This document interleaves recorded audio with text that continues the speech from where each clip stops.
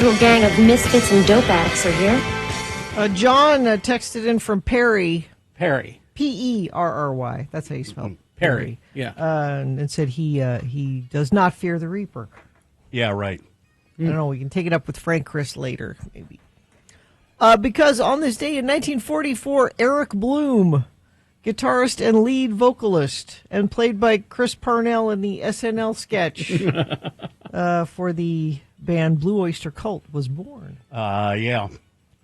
Now, is he the one that's still with that? There's one guy that's still the band, Buck Dharma, but that's not his real name.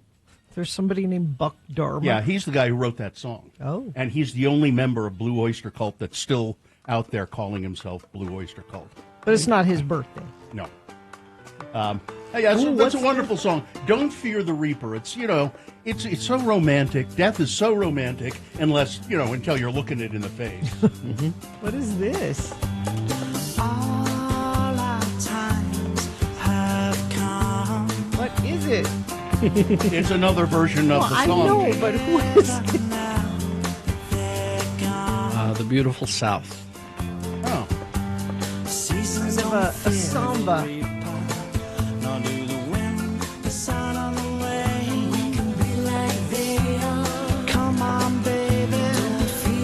We play this because I don't think there's another Blue Oyster Cult song that anybody would recognize. Yeah, Sure there is. Which one? Hang on. You know more than you think you do. Maybe. That's the only one I would think of when somebody said Blue Oyster Cult. Here you go. Yeah, I'm burning for you. Come on now. Mm-hmm. You know that?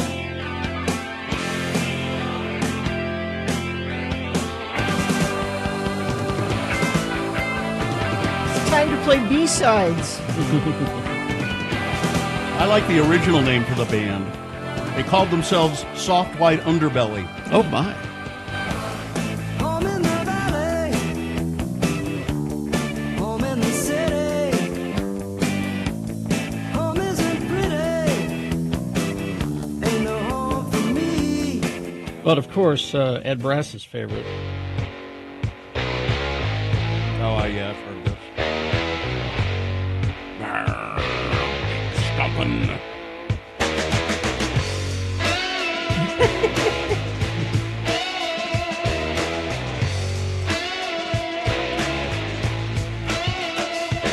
With a purposeful grimace and a terrible sound, he pulls the spinning high tension wires down. Helpless people on subway trains scream the guide as he looks in on them. He picks up a bus and he throws it back down as he wades through the buildings toward the center of town.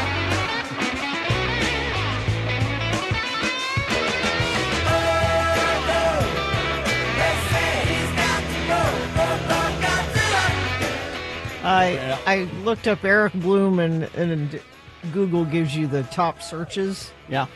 And one of the top searches is Eric Bloom related to Howard Stern? He Really? is, apparently. He is? In what respect? He's married to his cousin. That's a very, very tenuous connection. So you go back to Don't Fear the Reaper. Mm-hmm. The song is about the inevitability of death and the foolishness of fearing it. The singer and lead vocalist, Buck Dharma, wrote it while thinking about what would happen if he died at a young age. He used Romeo and Juliet as an example of a couple who wanted to be together in the afterlife. Mm-hmm. He was appalled that many listeners interpreted the song to be about murder-suicide. Yes. Well, that's what Romeo and Juliet is. How could anybody interpret it that way? That's stupid. God. I remember when that song came out, Yeah. Don't Fear the Reaper. Everybody was very upset about it because it was going to encourage kids to kill themselves. No. But it bugs me. So, how could anybody think that?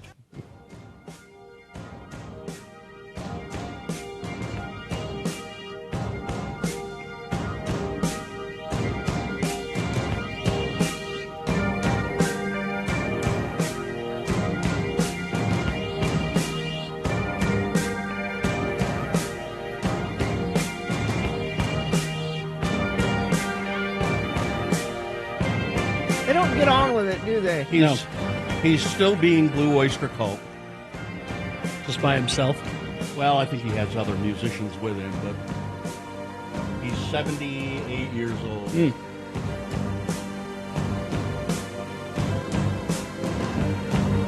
see me now, veteran of 1,000 psychic wars. I've been living on the edge so long, where the winds of limbo roar. And I'm young enough to look at, and far too old to see. All the scars are on the inside.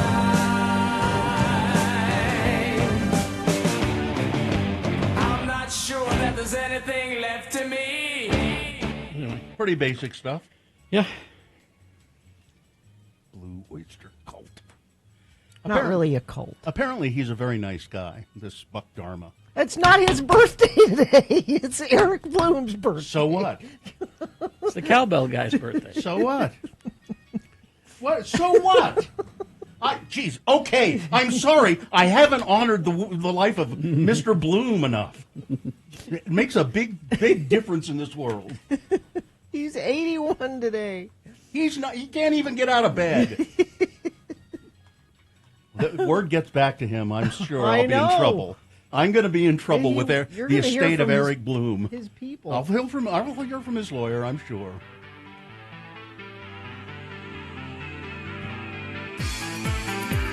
Mr. Bloom was quoted as saying, "I never want to hear this song again."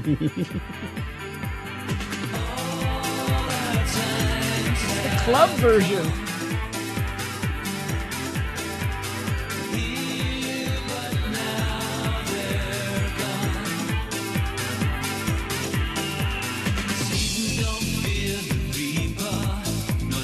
What is it?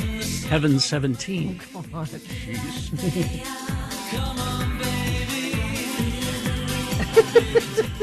They all sound kind of the same. I mean, Well, let's see. Who else was we talking about as well today? Oh, there were lots of birthdays today. John Densmore from The Doors. Oh, yeah, that's right. Bette Midler's birthday.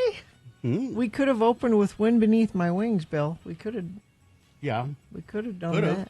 If you want me to leave, How do we? how do we get rid of Bill? But I was really lobbying for the keyboardist for Glass Tiger's birthday today. That's the one I was. Blue Oyster Cult won out, but it could have been. Could have been worse. Yeah, could have been. Well, I mean, Don't Fear the Reapers. It's a fine enough song. There it is. Don't you forget about me. No, don't forget me when I'm gone. My heart would break.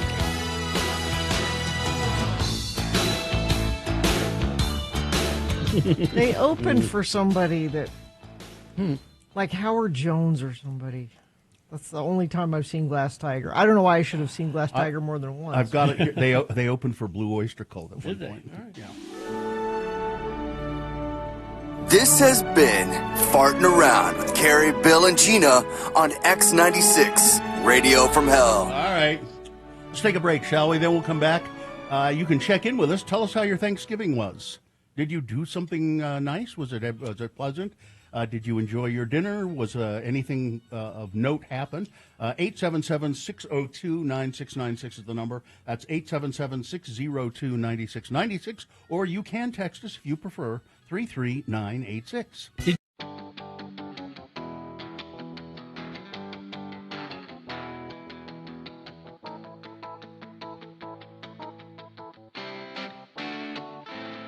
You know, you can DoorDash Larry H. Miller Megaplex. Megaplex popcorn? Yeah, gigantic tubs of theater popcorn. That's kind of fun if you're having a family movie night. Yeah. Oh, Payday has caramel. That's Is that the yes, it difference? does. Yes, it does. That's the difference? And I think maybe salted nut roll is just nougat. It's just nougat. Maybe. I don't know. It's been Google. years. Google. What's the difference between a Payday and a salted nut roll? And I'll bet it comes right up. And let's not talk about cherry Olette. No. You ever have one of those? no. What is that? Does that have nuts in it? I think so. Cherry Olette is and it's kind of round dome-shaped candy bar thing, and you bite into it, and it's filled with cherry-flavored cream, as I recall, and I think there might be some nuts. Yep. And some little bits of cherry, chewy little cherry. Delicious. bits. Okay, here we go. All right. A Payday candy bar has the same sweet, salty thing going on. Salty peanuts and peanut butter with golden caramel. The salted nut roll has a nougat center. As the nougat center. Okay. Okay. Yeah. I prefer a salted nut roll then, You like the nougats. but I'm not sure where I can get one. Anytime I they go have look them, at the yeah. candy bars, I don't see them. They're not the most common, but I'm sure I you see can the get them. Payday all the time, but I don't see the salted nut roll. Who makes the salted nut roll? Does it say? Let's see. Is it like M&M Mars or some big company? Pearson's candy. Pearson. See, that's why I don't see it as much. Yeah, I just looked up Cherry-O-Let. Yeah, it has the cherry cream and little bits of chewy cherry inside But of it. no nuts are involved. I don't think so. I can't. We're I'm just looking at a We're picture. talking nut-specific candies And here. again, we really have to apologize for getting so political with this. I know, right? A Payday is a Baby Ruth without chocolate. Okay. Caramel and nuts. Yeah. From And the Cherry-O-Let is also known as Big Cherry, right? the, Because I'm looking at the package and it says Big Cherry on it. well, the only ones I'm seeing here are Cherry-O-Let. Cherry-O-Let from the Hoffman Candy Company, 1950s when they started. There's also Chase's Cherry Mash. I think I want to try. I've never had a salted nut roll, and now that I'm reading and looking at them, I want a salted Big nut Cherry is a different candy Is that a bar. different one? Yeah, it's a Because different. I've had the Big Cherry. I don't think I've had the Cherry-O-Let because I recognize that package. The Big Cherry is a huge mound of milk chocolate sprinkled with peanuts containing a whole cherry in a rich, creamy center. Yeah, I've had that one. I thought that's what a Cherry-O-Let was. No, but I guess that's a Cherry-O-Let Big is Cherry. different candy bar. Let's have candy What's later the today. oldest candy bar being made? Are you asking me, or do Well, you I'm have just- it there? it just popped up. Apparently, the oldest candy bar still being made is Toblerone. Toblerone. Created in Switzerland in 1908 by Emil Bowman and Theodore Tobler. Somebody said if I go to Holiday Oil, they have a Pearson's salted nut roll. Oh, there you go. Do you guys have any more of those ass hats? I sure could use one. I'm going to Costco later, so. What? I don't know. Huh? All right. I don't. You know the ones speaking of Costco. Oh, Yeah. What? you get a big container of that, how do you say it, Ferrero Rocher? Yeah. Oh, the Ferrero little Rocher. The individually gold- wrapped. Yeah. Yeah. Oh, You like there those? you go. You put those in a big bowl and just, with your movie popcorn, and you eat them. You know what the oldest candy company or the oldest candy bar still being made is? Toblerone, No. Well, because those the are oldest. still I'm around. sorry, the oldest candy company. Oh. The oldest candy company in America, Ye Old Pepper Candy Company in Has Salem. has it always been ye old? I Or think did they so. change it after a while? I think so. I don't know Can what. you start off being ye old something? Oh, now look what they've done to the salted nut roll. They've flavored them. What? You can get a cinnamon churro salted nut roll or a spicy salted nut roll. I want to try both of those. And I don't recognize the package, and maybe that's why I'm not seeing the salted nut roll. I want to try both. Ye Old Pepper Candy Company makes those melt away peppermint kind of, those white sort of. And this texter reminds me, I know I'm going to go drive down to Pirate O's and Draper and check out the uncommon candy that they have. They have a big, Uncommon, They have a different- big selection of hard to find and uncommon Oh, you candies. should. They have like Zabar and. Oh yeah, all that stuff. All right.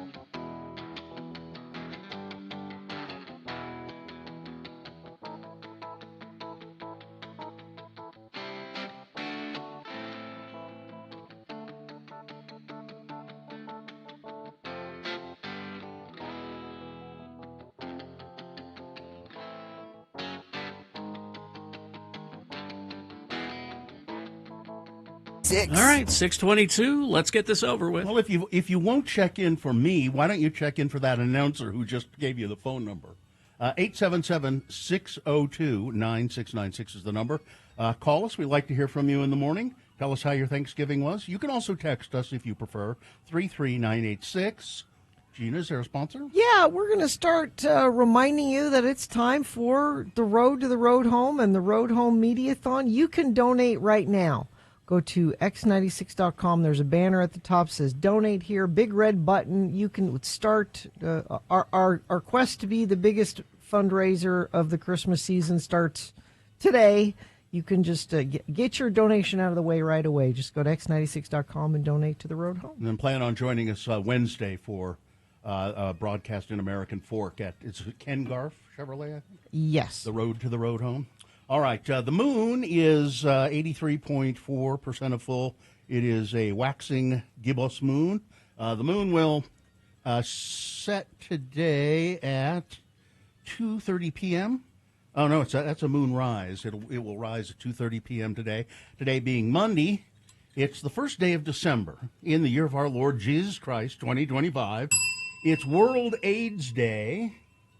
It's Walt Disney Day, just being Is it his birthday? Yeah, the anniversary of Walter Elias. Oh, that's right, Elias. Walter Elias Disney's birth.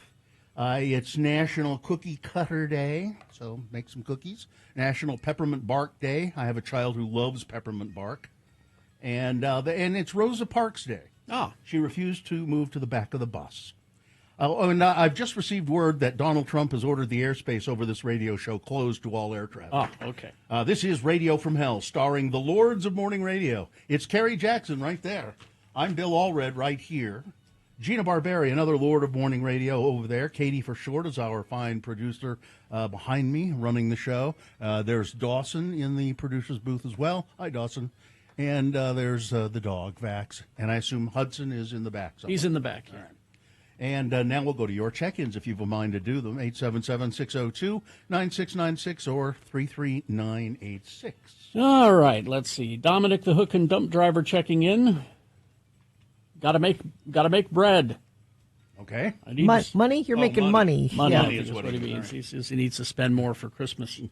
See, we got somebody. Let's see. It's Milo. Milo is here. Hello, Milo. Good morning, guys. How are you? Fine. How was your Thanksgiving, Milo? I had to work, man. Oh, sorry.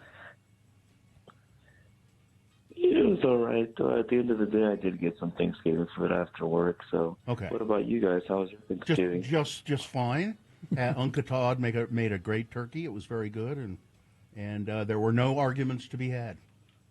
No arguments at all. I have bigger stories we can tell later. I have a great picture of me at Thanksgiving dinner. I'll bring up when we have a break. But so glad you got some food, Milo. Thanks for checking in. Thank you. I also wanted to thank you guys. Keep me updated with the podcast because I have to drive a tractor trailer from Salt Lake and Idaho all the time. Mm-hmm. I got to keep up on the podcast. And I also have a bone to pick with City Weekly with the fake news. I listened to their best of Utah and stuff, and they said their tacos of Rafa was the best. I'm like, you must be kidding. I've been there like 4 times. It's not the best. Who has the best tacos? Yeah, Who has the best tacos? Right. El Rey de Oro in West Jordan on Redwood Road. They've been open for like 30 years now. Oh. Like, tacos en Rafa. Say the name again. No. It's called El Rey de Oros. It's Okay. on Redwood Road in West Jordan. All right. Okay. I've been All there right. for like 30 years, man. All Maybe right. like 10 tacos, one Yep. burrito.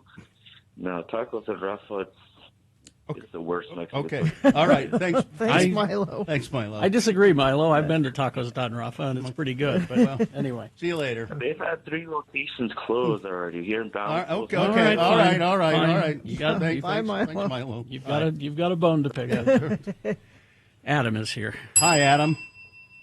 Good morning. Thanks for letting me listen. Mm-hmm. Geek Show says hey. Hey. And Gina, Yeah? you are the wind beneath our wings. It is Bette Midler's birthday today. Thank you so much. It is. And it's also my mom's birthday today. What's your mom's name? Bette Bette Mary. Midler. oddly enough. What is it? Mary. Mary. That's a My grand, mom's Mary. grand old name. 75. 75, huh? 75 today. All right. All right. All right, Adam. So- Anything else? Another great birthday.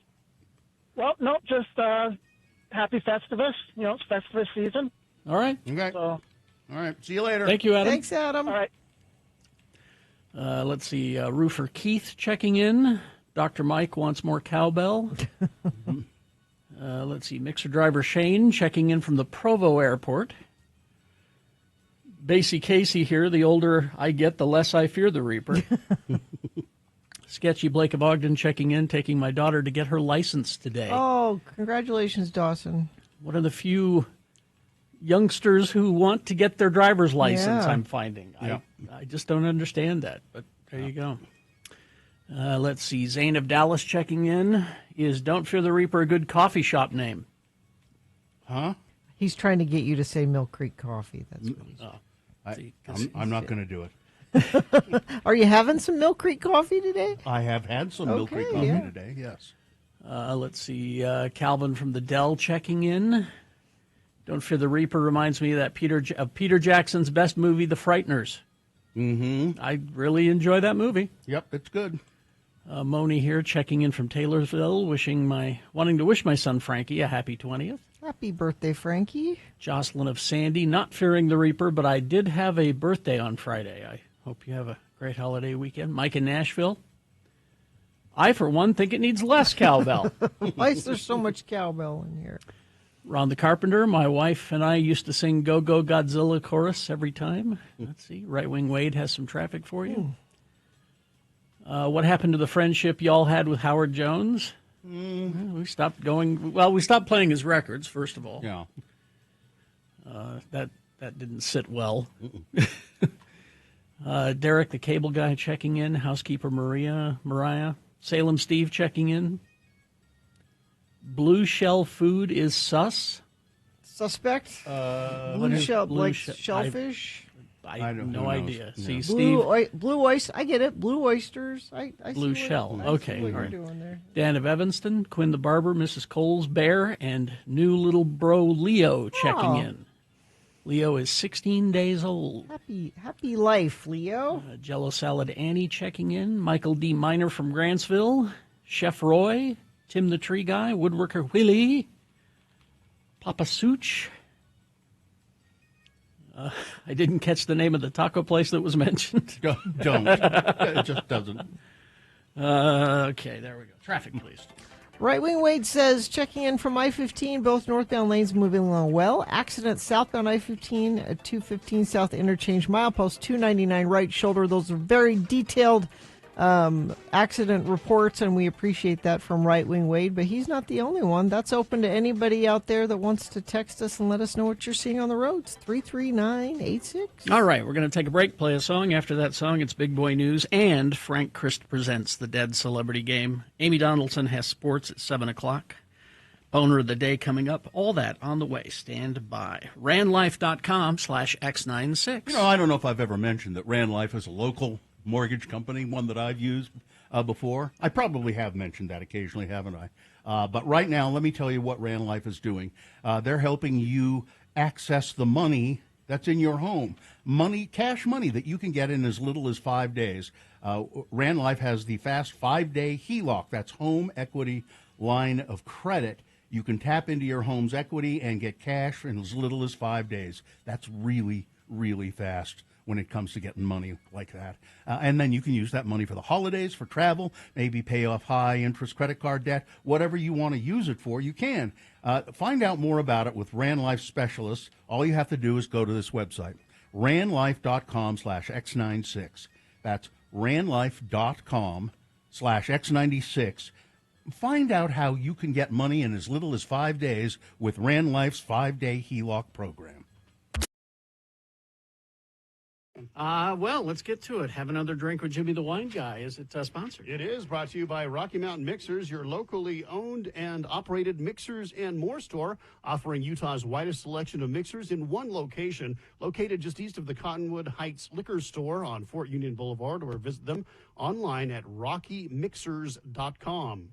So what? Oh, wait. I got your theme. I swear I have your theme song here, Jimmy. I swear. Have another drink.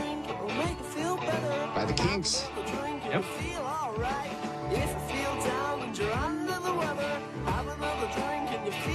Well, he's here in the studio with us, the potentate of the Wine Academy of Utah, Jimmy Santangelo, or Jim Santangelo, as some call him. James. WineAcademyofUtah.com. He's poured the wine. Good morning, Mr. Santangelo. Good morning. What we drinking? We have a product by CSUN, Chuck Wagner out of California of Caymus Cabernet Sauvignon fame, Mer Soleil. He used to make Maomi. And this is CSUN. It's clocking in at $15.99 per bottle this month. It's on sale from $19.99. Is this a Cabernet? Or This is a Chardonnay and a Pinot Noir that I'm featuring for you. And what CSUN does is they source the fruit out of Monterey County, Santa Barbara County, even Sassoon Valley, which is about 30 miles southeast of Napa, a really up-and-coming region sourcing fruit. All these regions that they're sourcing the grapes from are coastal regions, other than this Sassoon Valley. And that means you get those cooling breezes from the ocean. You got extended hang time or the little longer growing season, so the fruit comes about really nice and ripe. And we're featuring the Chardonnay and the Pinot Noir by CSUN. Now, the $15.99. The Chardonnay, I was going to say, it's almost like, to me, almost like a Sauvignon Blanc or something. Yeah. It's not oaky in the slightest.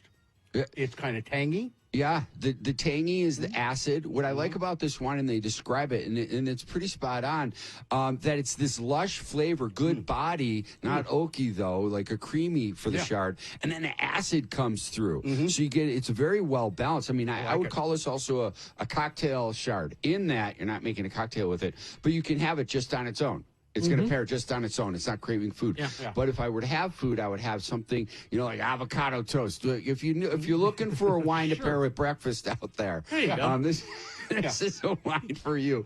But cream sauces, or just a little simple charcuterie. You don't have to go crazy with it. Yeah, but the cream sauces, it'd cut right through the cream sauce. Yeah. Really let me have you taste a little bit of the Pinot if you want. I would have the Chardonnay with buttered noodles, for hell's sake. Sure. Little buttered rice. It's delicious. I love it. White rice with butter. Yeah. I'm going to point something out. I listened to the Jimmy segment at home, just on the radio. Yeah. And I picture Jimmy's in here with a whole bunch of notes. He's not. No. This is just coming out of his brain. No, This he's a is- Jedi when it comes to This is frightening, watching you just like dispense these Well, I was facts. well trained, and one of my mentors, my buddy Perry Armides, taught me something really important early on. He said, I asked him, I'm like, how am I supposed to approach wine to learn about all this stuff? And he's like, geography. You got to know the place and where it's from. And that was the best thing, best advice. And it allowed me to structure everything. Exactly. So when I think about California, all those coastal influences and everything, then you know a little bit about the producer and so forth. Here's this Pinot also coming in on sale from $20 to $15 or $16, $15.99. Beautiful color on this. It's delicious. It's very good. There's there's a kind 2021 of vintage. sweetness to it. There is. Yeah, that's that ripeness coming through. Here's the thing, Jimmy. I'm a little angry at you for featuring this wine. Why is that? Because this has been my secret label. And now you're telling everybody All the about cool it. kids now are 'Cause all the kids are going to know. Hold about up the label to the camera. That's not an attractive label. I mean, it's not something that reaches out and grabs you. Yeah, and people have matter been of fact. and people have been Pass passing over it by because That's the funny. label doesn't get their attention. Oh but my I gosh. know that that's a good wine inside there. You know, they pass that label by. You know why? There's not an animal on it. It's true. It used to be. When I buy that Chardonnay, I would be the one buying it, and I Looking knew around, nobody knows. because they were covered with dust in the liquor store, right? But ever since we've talked about this one, we did about a year ago. I think we talked about this that's one. right. It's been Your go-to. it's been off the shelves. Everyone's yeah. go-to. Everyone's I going know. to it. It's everyone's go. Yeah, Because they've discovered it's a delicious wine, but not an attractive label. it's a second and third label from one of the top producers out of California, if not the world. Seriously, the Wagner family. Yeah. I started liking red wine, Merlot, probably because of the movie Sideways. Sure. Because I thought that's the one that tastes most like fruit to me. Yeah. Wine comes from It's a fruit. It's Yeah, grape. grapes. It tastes grapey and fruity. This Pinot is pretty. It's delicious. Yeah. It's a delicious Pinot. Just taking a peek at the alcohol level. Okay, that says keep away from open flame. Yeah, these are a little high in hot. So on average, wines are 13.5% alcohol by volume. The Chard's about 14.3, and the Pinot's 14.7. So the sweetness that you're getting in there is that feeling of the alcohol on the palate. Also, it's concentrated fruit. It's long hang time, so you're going to get this really rich ripeness. The reason it's so high alcohol, a lot of sugar in that grape to convert it. So there's no like residual sugar in here. There's no like granulated sugar in there to make it sweet, but it has that appearance. You know what? This makes me want to have some pork chops. Nice. I want to have some fried pork chops, Pork little chops and mashed applesauce. potatoes, a little applesauce, Yeah. a little gravy. That would be good. Nice, nice. Yeah, these are two. If I was an operator, I'd have at least one of two of these on the Wines by the Glass list for sure. And definitely, it's on sale till the end of the month. So definitely pick up half a case because it's only $16. And what's the brand again? CSUN. CSUN. Yeah. So their big brother, and I don't know if we're out of time. The big brother is called Mer Soleil, which is that translation as well. Oh. So the Mer Soleil are the single vineyard stuff. Okay, So if you well, like this, I'll look for forget that about it. You're gonna love the Mer Soleils out there. Damn. All right. Here's a texter checking in from Montecantini, Italy, a.k.a. the Chianti region. Oh, nice. Listening on the app. Buenos Aires, friends. Love, Harry. Thanks for listening. Yeah, question for Jimmy. Is there a good mead that we can purchase in Utah? The outfit up in northern Utah, why am I forgetting? Chris, he has it up there. Email me, I'll send you it. Yes, there are. To answer your question, they're readily available, and it's a local producer just over there in Bountiful. This is delicious. Cool. So good. Thank you, Jimmy. Well, what do you got going? If you want to learn more things, next week on Monday, I have a rum and chocolate tasting through the U of U Lifelong Learning. A few more tickets left there.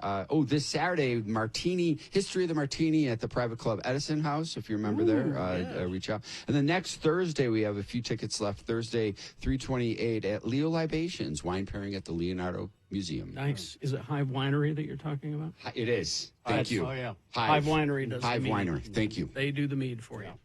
Well, Jimmy, thank you as always. You're welcome. Thanks, guys. Enjoy your weekend. Remember, go to wineacademyofutah.com for all the information you need about spirits and all of that stuff. Thanks, Jimmy. 6:40, and it is time for some big boy news and opinioendo. Right after that, it's Frank Christ Presents. They're fine. They're just fine. The Dead Celebrity Game.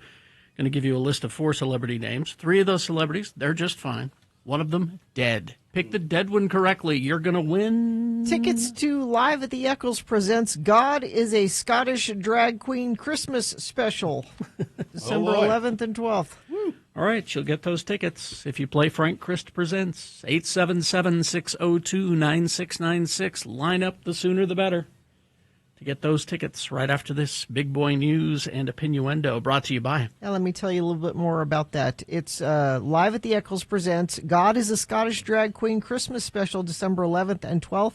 It's not at the Eccles, though. It's at the Rose Wagner Performing Arts Center. You can get tickets and more information at x96.com. Thank you, Neil. Zachary Ty Bryan. Home Improvement. Yeah, the oldest. He was the oldest kid on Home Improvement. Arrested for second-degree domestic violence in South Carolina on Wednesday. Online arrest records show that the Home Improvement alum who played Brad Taylor was taken into custody January 1 after police... January 1? Oh. There's something wrong there. After police found that he had gotten into a physical fight at a residence in Myrtle Beach. A spokesperson for Myrtle Beach Police told Page 6 that the former sitcom star was arrested. This is an old story. I was going to say that. And, but it's because he's just been arrested again. But for some reason, they went back in time to say, here's where it sort of all began. Now, the AI doesn't know any better. Yeah. So. He was taken on... I have it here. Okay. He was taken into custody on Saturday, November 29th, for allegedly violating his probation from his prior domestic violence conviction. This is about this is like the 6th time he's been arrested in as many months practically. He has a very serious drinking problem, and a very serious alcohol or drug problem, apparently. And And if a you domestic see violence problem. Yeah, well, yeah. And if you see a mugshot of him, the most current one, it looks as though he's been in a fight. You know, like he's got scabs on his face. And so there you go. All right, let's move on to other things. Top Republican and Democrats in Congress suggested on Sunday that American military officials might have committed a war crime in Donald Trump's offensive against boats in the Caribbean after a news report said that during one such attack, a follow-up strike was ordered to kill survivors. Apparently, there was they bombed another one of these boats. When the dust cleared or the smoke cleared, there were two men clinging to floating debris, and Pete Hegseth, it is said, gave a direct order to kill them. Just kill them. Yeah. And that's a war crime. Yeah. Because you don't kill people who are defenseless or who are surrendering, and that would be the case. The remarks come in response to a Washington Post report that said that Hegseth had given a verbal order to kill everybody aboard boats suspected of smuggling drugs, and that this led a military commander to carry out a second strike to kill those who had initially survived the attack in early September. Obviously, if that occurred, that would be very serious, and I agree that that would be an illegal act, said Representative Mike Turner, Republican of Ohio and former chairman of the Intelligence Committee. He said that on Face the Nation on CBS. Senator Tim Kaine, Democrat of Virginia, said on CBS that if the report was accurate, the attack rises to the level of a war crime. I, for one, wouldn't mind seeing Pete Hegseth sitting in the docket at The Hague. Excellent. Yes. But on CNN, when asked if he believed a second strike to kill survivors constituted a war crime, Senator Mark Kelly, Democrat of Arizona, answered, "It seems to." The lawmakers' comments come after top Republican and Democrats on the two congressional committees overseeing the Pentagon vowed over the weekend to increase their scrutiny of U.S. boat strikes. Well, listen, what do you mean increase your scrutiny over them? These strikes are illegal in themselves. I was going to say, because there is no proof. There is nobody has ever offered any proof. Yeah. What are the names of the people on the boat? That these people are smuggling drugs. Yeah. No one has offered where's any the proof evidence? of that.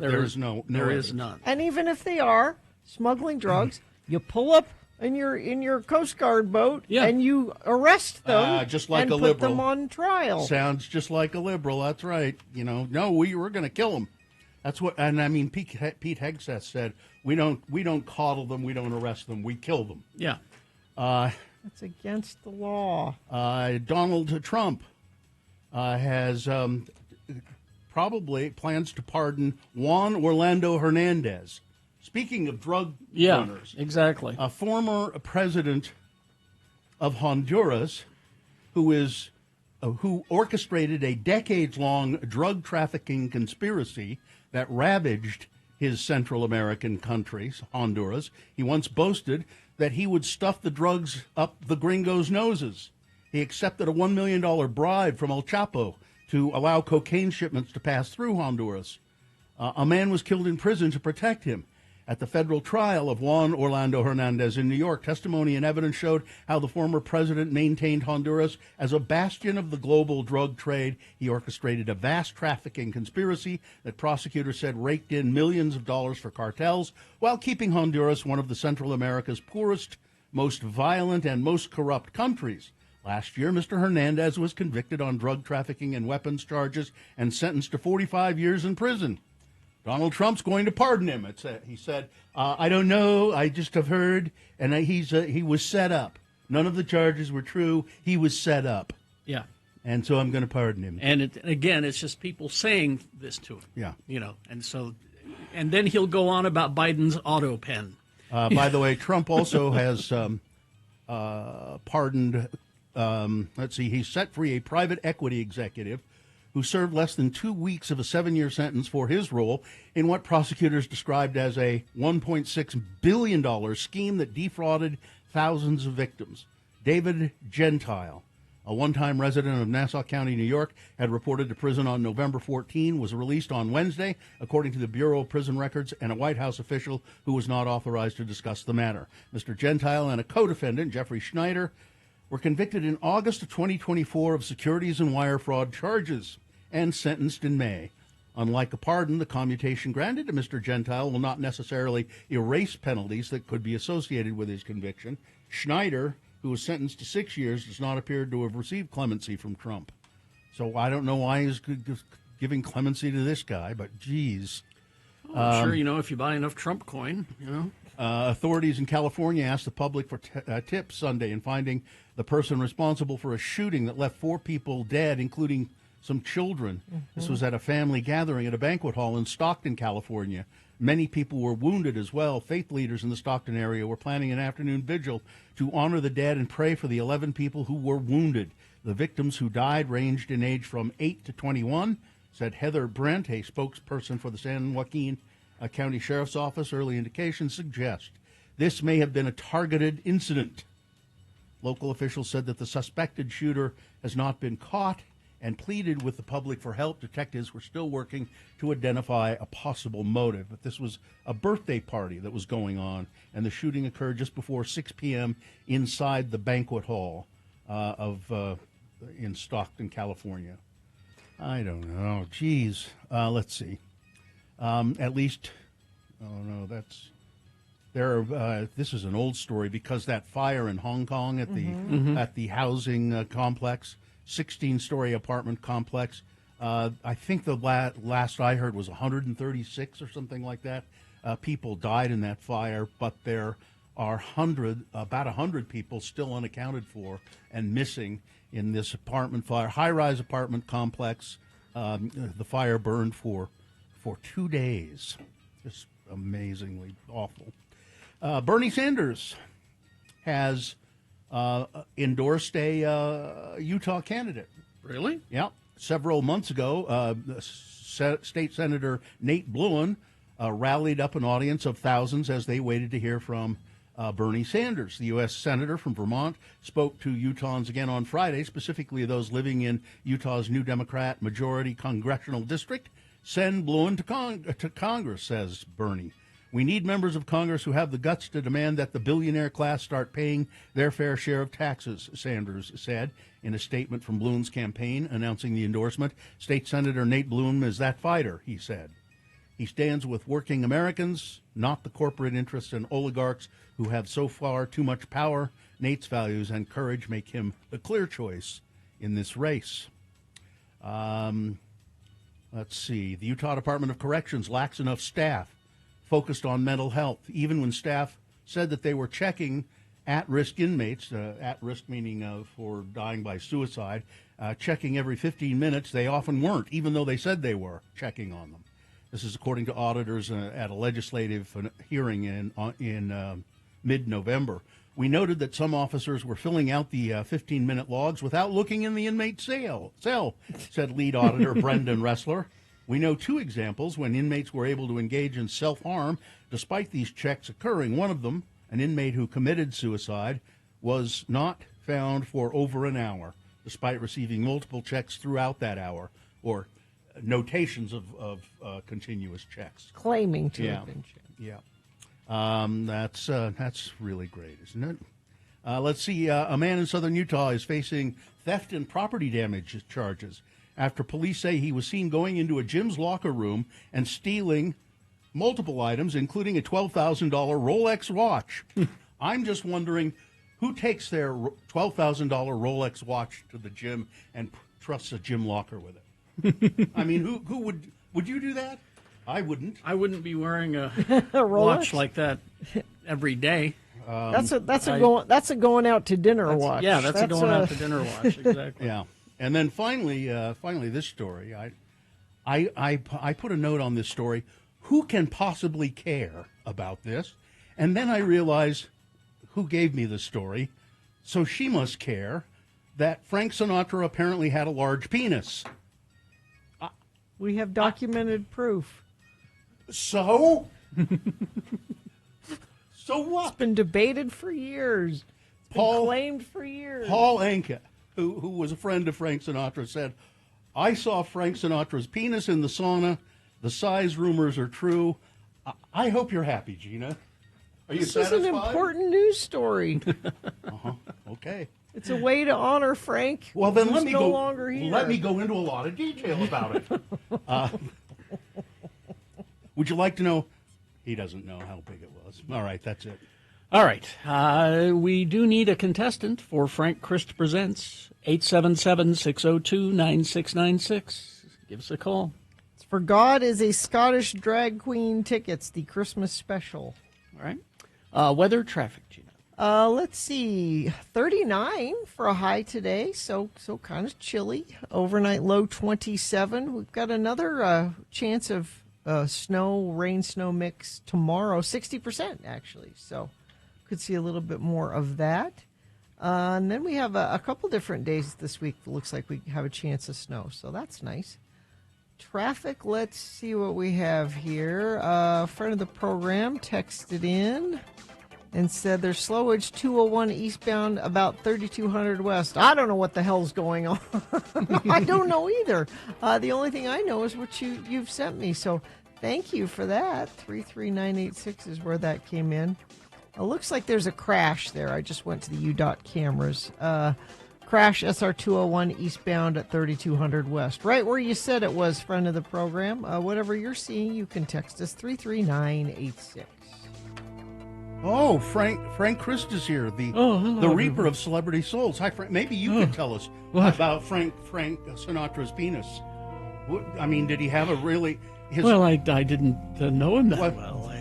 You know, he was clothed when you picked him up. He was fully clothed when I got him. Gina, you'd probably be interested to know. You have a great interest in this story. That his ex-wife Ava Gardner said about Frank Sinatra. He only weighed 110 pounds, but 10 pounds of that was his penis. That's good to know. Isn't this that is good? Important information. I don't like the way that you're speaking about our precious celebrities. This is not with reverence. Well, apparently, and wonder and awe. They are magical beings, as far as I'm concerned. Our precious celebrities. Well, apparently Frank Sinatra was extra special. Frank has joined us to play the game we call Frank Christ Presents. They're fine. They're just fine. Frank has given me a list of actors, 4 actors, and on that list, 3 of the actors are in fact they're just fine. But one of them, Frank, being the Reaper of Celebrity Souls, one of them Frank had to take. When a celebrity dies, Frank goes to the scene and takes their essence away to the distribution center.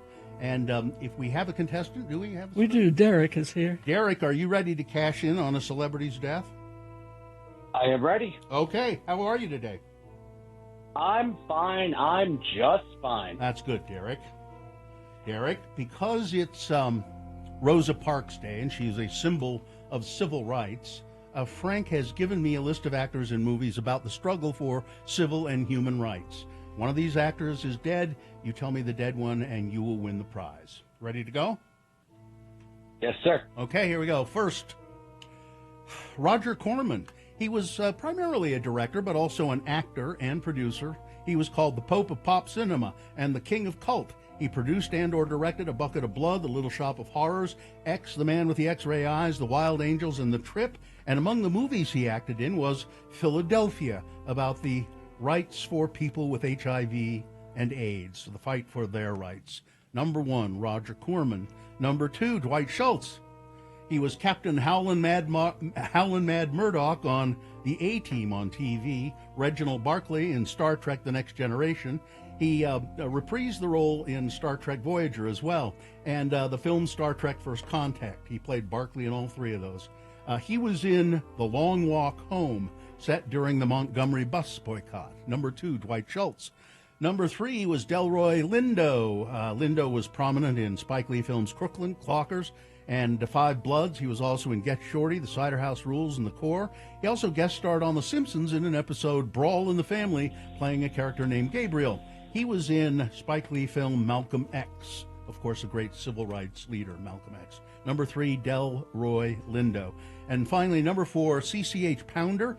Best known for The Shield, Avatar, NCIS New Orleans. She received 4 Primetime Emmy Award noms for her roles in The X-Files, ER, The Shield, and the #1 Ladies Detective Agency. She was in Rustin, about Bayard Rustin, the openly gay civil rights activist who was the architect of the 1963 March on Washington. That's CCH Pounder. All right, Derek, one of those actors is dead. Who is it? Is it Roger Corman? It is Roger Corman. Yes, he died last year. He was 98 years old. Derek, you have successfully identified the dead celebrity. That means you win a prize. Congratulations. It is Thank tickets you. to God is a Scottish Drag Queen Christmas special, December 11th and 12th at the Rose Wagner Performing Arts Center. That show has been done for a few years now, here and there, and people say it's just astonishingly funny. So congratulations, Derek. Hang on the line. Thank you. You're welcome. Okay. All right, well, I'll have to go check on Bette Midler. How old is Bat now? She's 80. Mm. Oh, she's got wings. Maybe she needs some wind beneath them. Oh, she could catch some wind. Yeah. I got to go check on John Densmore as well. 81 today. From the Doors. From the Doors. Yeah. Oh, he's going to break on through to the other side any day now. Yeah. Goodbye, everybody. Goodbye. Goodbye, Frank. Crash eastbound SR 201 200 west in West Valley on the right shoulder. Crash northbound Redwood Road SR 68. That's 93rd South in South Jordan. Says the road's closed there. If you're in that area, let us know what you're seeing. 33986. Business owners, do you owe $15,000 or more on employment taxes and don't know what to do? McClure & Stewart, your local trusted tax attorneys. Go to McClureandStewart.com today. All right, KXRK Provo. Amy Donaldson has sports right after these messages. Also, Boner of the Day coming up. Stand by for all of that. You can watch Radio from Hell live on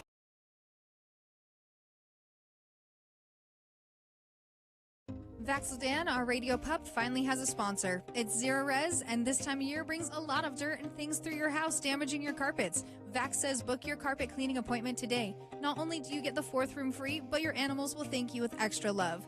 Go to ZeroRes.com today. I remember being a kid, and the mall was like the place to be. It was the place to hang out. You always begged your parents to drop you off at the mall.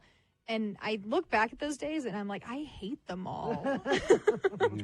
I don't need to go there. I try to avoid it if I can. I don't recall the last time I was in a mall. My husband used to work at the E-Bar, the Nordstrom E-Bar at the mall. Is he?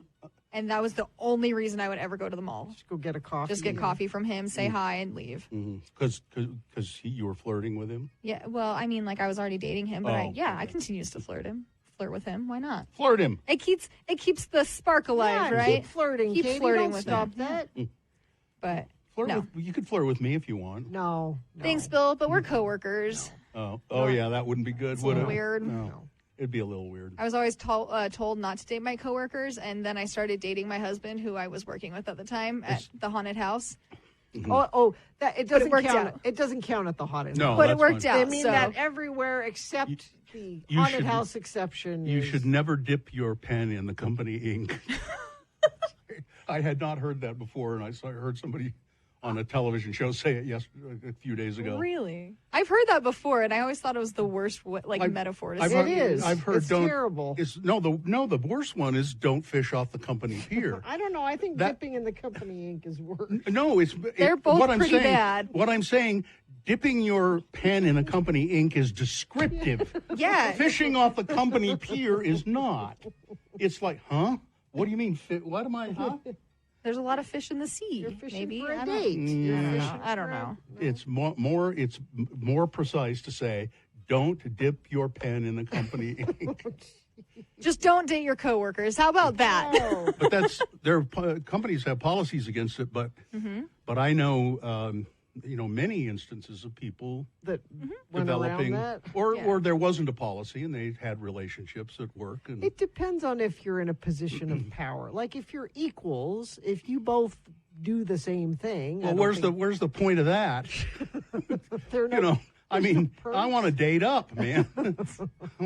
I want my CEO to be a hot woman who wants to date me. Bill just wants a sugar mama. That's right. what he wants. That's right. That would be nice. I'm glad I'm not dating. I don't think You I know know what? how to date anymore. You know what, Gina? The dating world is glad you're not dating Isn't it? anymore because you didn't do that much of it anyway. No, I didn't. I feel like it's changed so much. I wouldn't even know how to date. I've never dated. Never. I don't. You just get married. Uh, I used to say that about my dad. He doesn't date. He Yeah. just gets married. No, I've only been married twice. Yeah, twice. I'm trying, wait a minute. Yeah, twice. But And you met your first wife when you were very young, and then you've been married for another 20 some odd years. So yeah, well, but there was dating that went on in there too somewhere.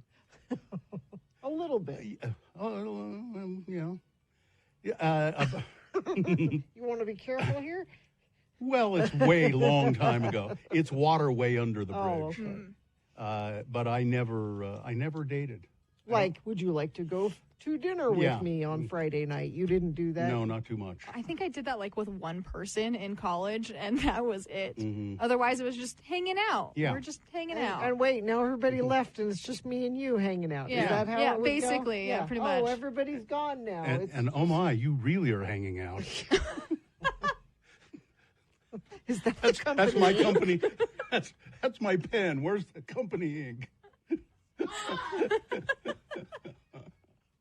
All right. I love hanging around with women. You guys well, are you're going to fun. do it all week. All week. Yeah, you're stuck with us. I know, I like it. A lot of estrogen in here. I've often said I'd rather hang around with women than with men. I know what men are like, and I don't care for them.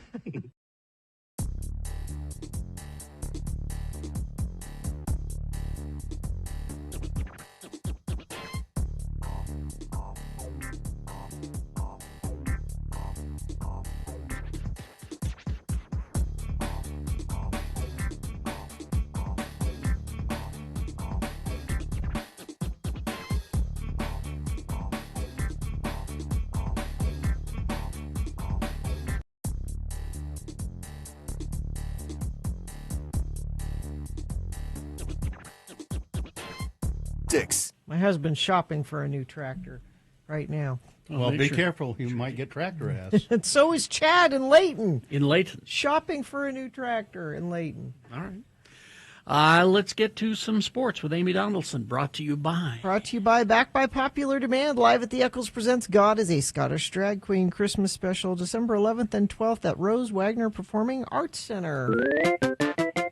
Amy Donaldson Sports. Break. Well, here she is, Amy Donaldson, to talk about sports. You can find Amy's writing at KSL.com. Yeah, KSL.com and KSLSports.com. And soon to be some other incarnation, I'm not sure. Yeah, I read about that. Changes in the wind, yeah. And then AD on Sports is the socials. Yep. You want to start with the big game that I know made your household very happy? Yeah. It consumed most of Saturday. Started off a little dicey, but yeah, Ohio State beats Michigan for the first time. Ed would like to point out that there was a COVID year in there, so it's not 6 years, 5-ish, So, but Ohio State beats Michigan, and It's really been like 5 years since they've been able to beat Michigan. Well, Michigan cheats, Bill. That's Well, apparently they do. Well, we had as you and I were talking about, there was some. I mean, it's a very emotional game. I love these rivalry games.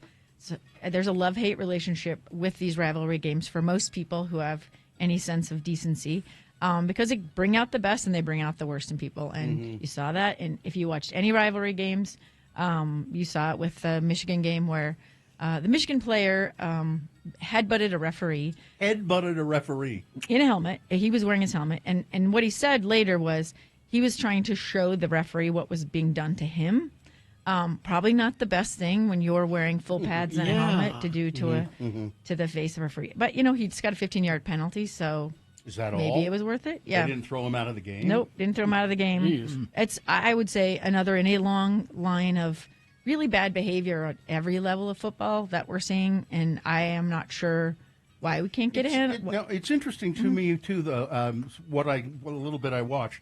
So it was played in Michigan, in Ann Arbor. Yeah. But there were lots of Ohio State sure. fans there because I guess it's close. Yeah. It's pretty close. There's not that much. I can't remember the distance. There's actually a really good documentary about this rivalry, and they're So that must one of the make it things that even- makes the rivalry so Yeah. heated is that they compete for players, sort of like Utah BYU. Like they're so close together. They're basically recruiting the same players. They much of their lives are intertwined, and so then this football rivalry really It's divides similar them. to the Utah BYU. Yeah, I would say a lot of people- families go back and forth between those two schools, and it's like a thing you inherit from your parents. I mean, Mhm.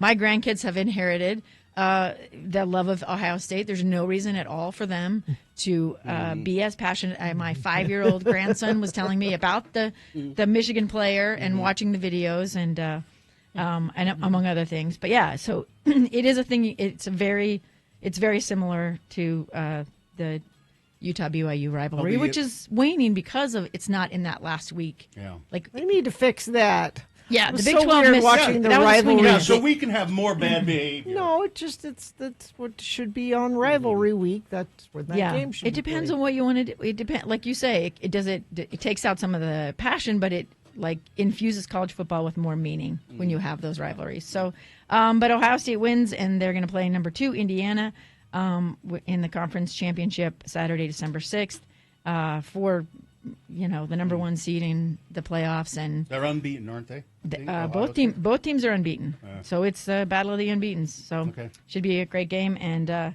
I tell everyone, please stay away from Taylorsville on December 6th. Let's see. Number 13, Utah beat Kansas in their regular season finale, 31-21. Notable because there's speculation that was Kyle Whittingham's last. I mean, they'll play a bowl game. They'll be in a bowl game. Yeah. They're a long shot for the playoffs. What are they? Number 13. They're 12 go yeah, in. probably not getting in, especially because when you look at BYU situation, which is much better, there's still some debate about whether or not they're going to be in if they lose the Big 12 title game. So BYU actually qualified for was in on the title game before they even kicked off against UCF. They beat UCF 41-21, finished with an 8-1 conference record. Their only loss is to Texas Tech. They play Texas Tech in that conference That'll championship. be a good game. That'll be a good Yeah, game. Red Raiders are number 5. And so they're playing for a really great position in the playoffs. BYU's playing to get in because ahead of them, let's see, it's Oklahoma, Notre Dame, and Alabama, all 2 lost teams. They're ahead of BYU in the rankings. And so 1 loss BYU, if they win out, is easily in the playoffs. But if they lose, that's where all the debate begins. Like, should they be in? And then to make it more complicated, and because college football is a nightmare mess as far as coaching goes this year, there was someone at the Provo airport who said there was a plane that went to Penn College. Kalani Sitake is going to go be Kalani the coach. Sitake might have interviewed for the Penn State job. Again, all rumors. These are out there. But I don't blame anyone for taking an interview. I think you should. I think this year in college football coaching, if you want like a summation of how ridiculously bad and problematic it is, just take a look at Lane Kiffin, who leaves a number 6 team, going to be in the playoffs, and takes the job at LSU, an in-conference hated rival. And he says to his offensive coaching staff, he tries to negotiate being able to coach his team in the playoffs. Thank but God. then still leave and then Still leave, and everybody was like, well, why not? And I was like, that's not going to happen. So the plane, when they go to LSU to talk to the players and the recruits, he says, all my offensive staff, if you want to go with me, be on that plane. I think 4 people showed up to go with him, so I'm not sure who they were. But it's just sort of a microcosm of people with no sense of morals. It's hard because these coaches go to these families' living rooms and say, "Come play for me. I'm going to take care of your kid. I'm going to," and then kind of abandoning him. And you're going to take some of those recruits with you that you recruited. So it's just a complicated, and everyone's like, well, he has to do what's best for him and his family. But in sports, there's always this sort of, are you loyal to us, and this teamwork thing. So it makes it emotionally complicated. It is a business at the end of the day. Yeah. And I think a very badly run business, because teams are paying millions and millions of dollars for coaches who are not at their schools anymore. And meanwhile, we have the price of higher education is unbelievable. And there's so many things we could do with that kind of money. And you know what they've always said about sports? Sports destroys character. That is not what it says. Sports destroys character. It depends how you play the games, Bill. It depends That's what- on see, if you that's have the thing about character it. to begin with. Exactly. And there are lots of people in sports that have character. And Not there are everybody there are lots of ways in which sports helps you build good qualities, resilience, teamwork, that kind of stuff. There are lots of ways it teaches you to be a selfish a-hole also. So Sweep the leg. You know, it is what it is. But let's go to volleyball. This is Title IX sports after Okay. all. NCAA volleyball tournament is going to begin December 4th through the 6th as the first weekend. Regionals are then 11th through the 14th, and the championship is December 21st in Kansas City. All the matches this year are going to be on ESPN Network, so you're going to be able to see some games. We had 4 Utah teams qualify, get invited to what we will call the fall dance, because it's not the big dance, it's the volleyball dance. Big Ten, they had, so their champion, Nebraska, earns the number 1 overall. Utah, BYU's both go. UVU's going. Utah State's going. BYU, 38th time, 14th in a row. 11 seasons under head coach Heather Olmstead. She's made the NCAA playoffs every single season. That is something you should be proud of, regardless of what happens. But they're number 5 seed. They're going to go to Los Angeles for the first and second rounds. They will play Cal Poly in their first game. Cal Poly comes from the Big West, if you don't know. And then let's see, Utah. They were the 12th place team in the Big 12. Big 12 had 10 teams, most of any conference in the tournament. It is a volleyball powerhouse. And so they're going to go second straight year for them. They're going to go to the Omaha Regional, hosted by number 3 Creighton. Utes are going to open the tournament with Northern Iowa. 3:30, I think, is that game. Coaching volleyball is pretty hard. You have to say, when the ball comes to you, hit it over the net. Isn't that basically how Are it you works? being condescending about Yes. how Yes, he complicated is. volleyball is? Yes, he Volleyball is extreme. No, I'm being condescending that I It's- don't yeah. see. I'm too stupid to see it. No, you should watch it. First of all, it's so fun. It's one of those sports you don't need to know much about to really enjoy. Mm-hmm. It's not like trying to pick up rugby or something where you're like, what? No. I don't know, or offsides. What is this? What's that? It's just really understandable. I like the way they yell. It moves fast. It's super fun, very athletic, and it is complicated and hard to coach. Utah State, they're the Mountain West champs, and they are going to the NCAA tournament as well. They will play 7th-seeded Tennessee, and UVU will open Friday at 2nd-seeded Stanford. And good luck, UVU. And congratulations. Also, the Chiefs lost to the Cowboys. You have lots of Horrible Cowboy game. loyalists at the X96 fan True. club, so I gotta say Taylor's boyfriend lost to the Cowboys. The you Eagles lost too. Yeah. In case you care. All right. Thanks, Amy. You're welcome. Thank you, Amy. Amy Donaldson, AD on Sports on the socials. All right, traffic, Gina, please. Crash northbound Redwood Road is closed at 94 South Fulmer Lane due to the crash. Expect lots of delays at that area. Use an alternate route through there. Crash northbound Bangor Highway, California Avenue. There's issue there. Let's see. Crash eastbound SR 201, 32nd West in West Valley. And whatever you're seeing on the roads, I appreciate it when you text us and let us know. 33986. All right, here are the boner candidates you're going to be voting for momentarily. Boner candidate number 1, we can't deport these damned criminals fast enough. Boner candidate number 2, in Idaho, we're paying our bounty hunters in beer. And boner candidate number 3, just another day at the slaughterhouse, or perhaps the day I decided to stop eating meat. Boners of the day, big boy news, all coming up after these messages and a song. Stand by for all of that. UtahAdvocates.com. That's the website you can go to. Yep. You can talk to a lawyer 24/7. Because accidents Instantly. happen 24 hours a day, and you should get a hold of them. Of course, you call the police, you call for medical assistance if you need that, and then your third call should be. Third call's to mom. Fourth call to the advocate. Oh, okay. That's how that goes. The advocates, and then they don't charge you a dime for that call. And if they take your case, you don't pay any money out of pocket at all. They get you a settlement, and then that's how the advocates get paid. They've helped out people here at X96. Katie has had 2 cases where she was involved in accidents that weren't her fault, and she got taken care of. The advocates, they go to work for you. So 801-355-5550, or you can go to utawadvocates.com. You know, I was watching the Rose Bowl. Mm-hmm. The game. The game. Yeah. Not the parade. No, I didn't watch the parade. And was my alma mater was won, Penn State. I went to Penn State University for graduate school. And they're called the Penn State Nittany Lions. Mm-hmm. And, you know, being a Penn State alum, I know what that is. There's a mountain outside of Penn State. Well, they call them mountains. They look like hills to us. They're these green kind of rolling. They're mountains, but not Rocky Mountains like this.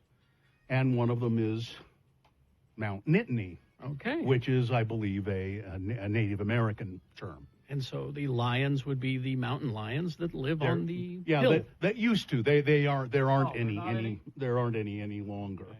But they are there used to be. And I think it was a specific sort of, kind of like a cougar, kind of like a mountain lion, but it was his own specific lion, or it was probably just a cougar, you know. But they wanted them to be special, so they were Nittany lions.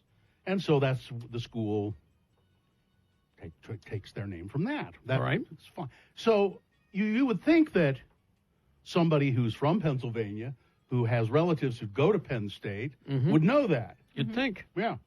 But I heard a certain radio personality say, when asked of her, well, why do you think they call them the Nittany Lions? You know? Well, I should know. I'm from Pennsylvania. I should know that. But I don't. Hold it. She's from Pennsylvania and she doesn't know that? Huh. Yeah. It's only like one of the biggest schools in Pennsylvania, It is right? the biggest school in Pennsylvania. I should know that. I don't understand it in the now. It made me think of it. I had forgotten that I'd heard this exchange because my wife yesterday said, "What's Nittany? What's that?" Now I can forgive my wife for not knowing that. She didn't go to that school. Yeah, exactly. She said Nittany Lion. What is that again? What is that? I said, "Oh, it's this." You can be forgiven for not knowing that. But I would even if I hadn't gone there, it would probably have occurred to me somewhere along the line, because that's been a big football program for years. The Penn State Nittany Lions. Somewhere along the line, I would have gone, I wonder why they call themselves the Nittany Lions. And I probably would have looked it up. To be from the state and not know that of your biggest school. And I believe this person has relatives that had gone to that school, if I recall correctly. I don't get it. It's like people have unusual names. Mm-hmm. And if you ask them, why did your parents name you that? I don't know. Right. Why don't you know? I was on the phone with somebody, an employee of Zions Bank the other day, trying to get some credit card thing, handled. Right. And this person said, "Hi, this is Memory. Can I help you?" Memory? And I said, yes, you can. But first of all, let's stop. How right dare there. you? Let's first stop. of all. No, I said, let's stop right there. Your name is Memory, and she said, yes, it is. And I said, do you know why your name is Memory?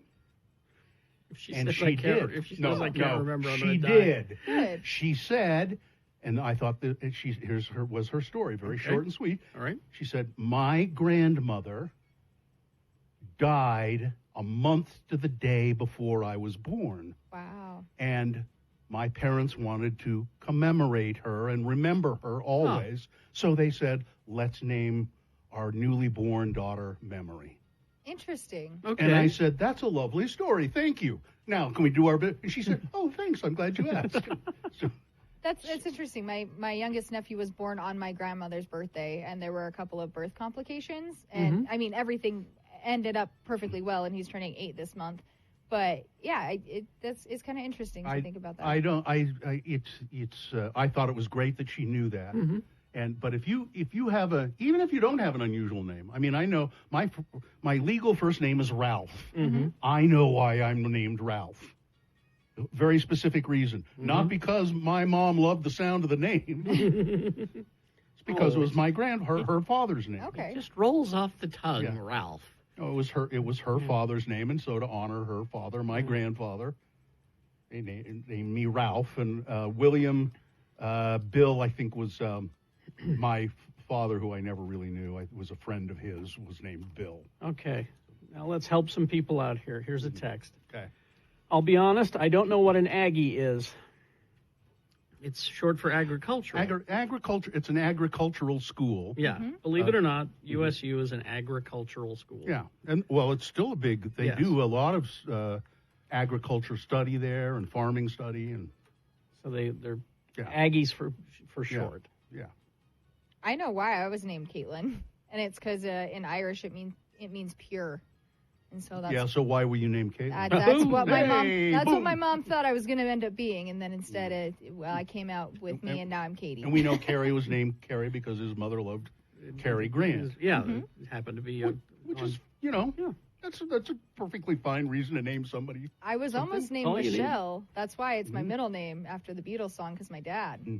I can tell you why all my kids are named what they're named. There were specific reasons for it. Interesting. But if you don't know, even if you have a plain name, even if your name is Jane, Danny, and you're plain, you should know why your parents decided to name you what they did. Ask them. Yeah. Carrie, did you? I mean, I know you didn't want kids. I don't want kids. But did you ever have like a name, or did Sue ever have a name idea? If you had Optimus Prime. Yeah. I like it. I mean, I'm a solo, for goodness sakes. Like nerd culture right there, but. Anything? No, we okay. we didn't even talk about it really. I should know what Nittany. I should know that. Yes, you should. Yes, you should. Why are you on an information radio station? No information. I don't get it. People these days. Buckets of money over there, just in the hallway. Yep. So, if you don't know why you're named what you're named, find out. Yeah. Let's see. I was named Blake because of Dynasty. My mom was addicted to that show. Yeah. Okay. It's Blake Carrington. Says, I once asked my mom why she named me Adam. She simply said, "I don't know." I don't know. Okay. Oh, here's my favorite one. I have a 13-year-old nephew named Michael Scott. Do the math. Oh boy. Really? Why would you that do poor that? Kid. Well, you know. Oh, why would you do that? It has a nice ring to it. I suppose. I got my name because my mom was in denial that she would have 3 boys in a row. This is Bob. So when I was born, she never had a boy's name picked out. So she told my friend, we're naming him after your dad. All 4 of my kids, newest born on December 29th, have reasons for their names, and they know them. I lived by Pittsburgh for 2 years, and I never wondered why it was Nittany.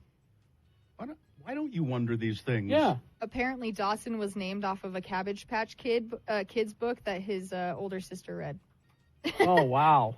Dawson looks kind of like a Cabbage Patch. A little bit. Kid. From behind. Yeah. Let's see. I was named Kirsten after the lady that shot JR on Dallas because my dad thought she was pretty. Candace. Murphy Brown was big at the time. Oh, okay. See, some people, they got some knowledge. Yeah, there you go.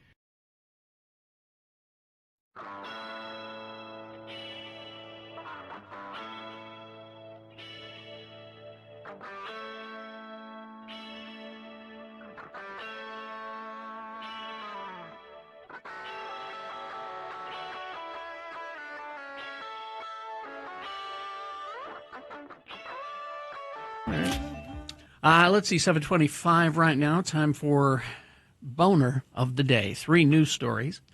These are examples of bad, stupid, or funny human behavior, and you will decide with your vote of these 3 candidates which one is the worst, which one deserves to be Boner of the Day for today, December 1, 2025.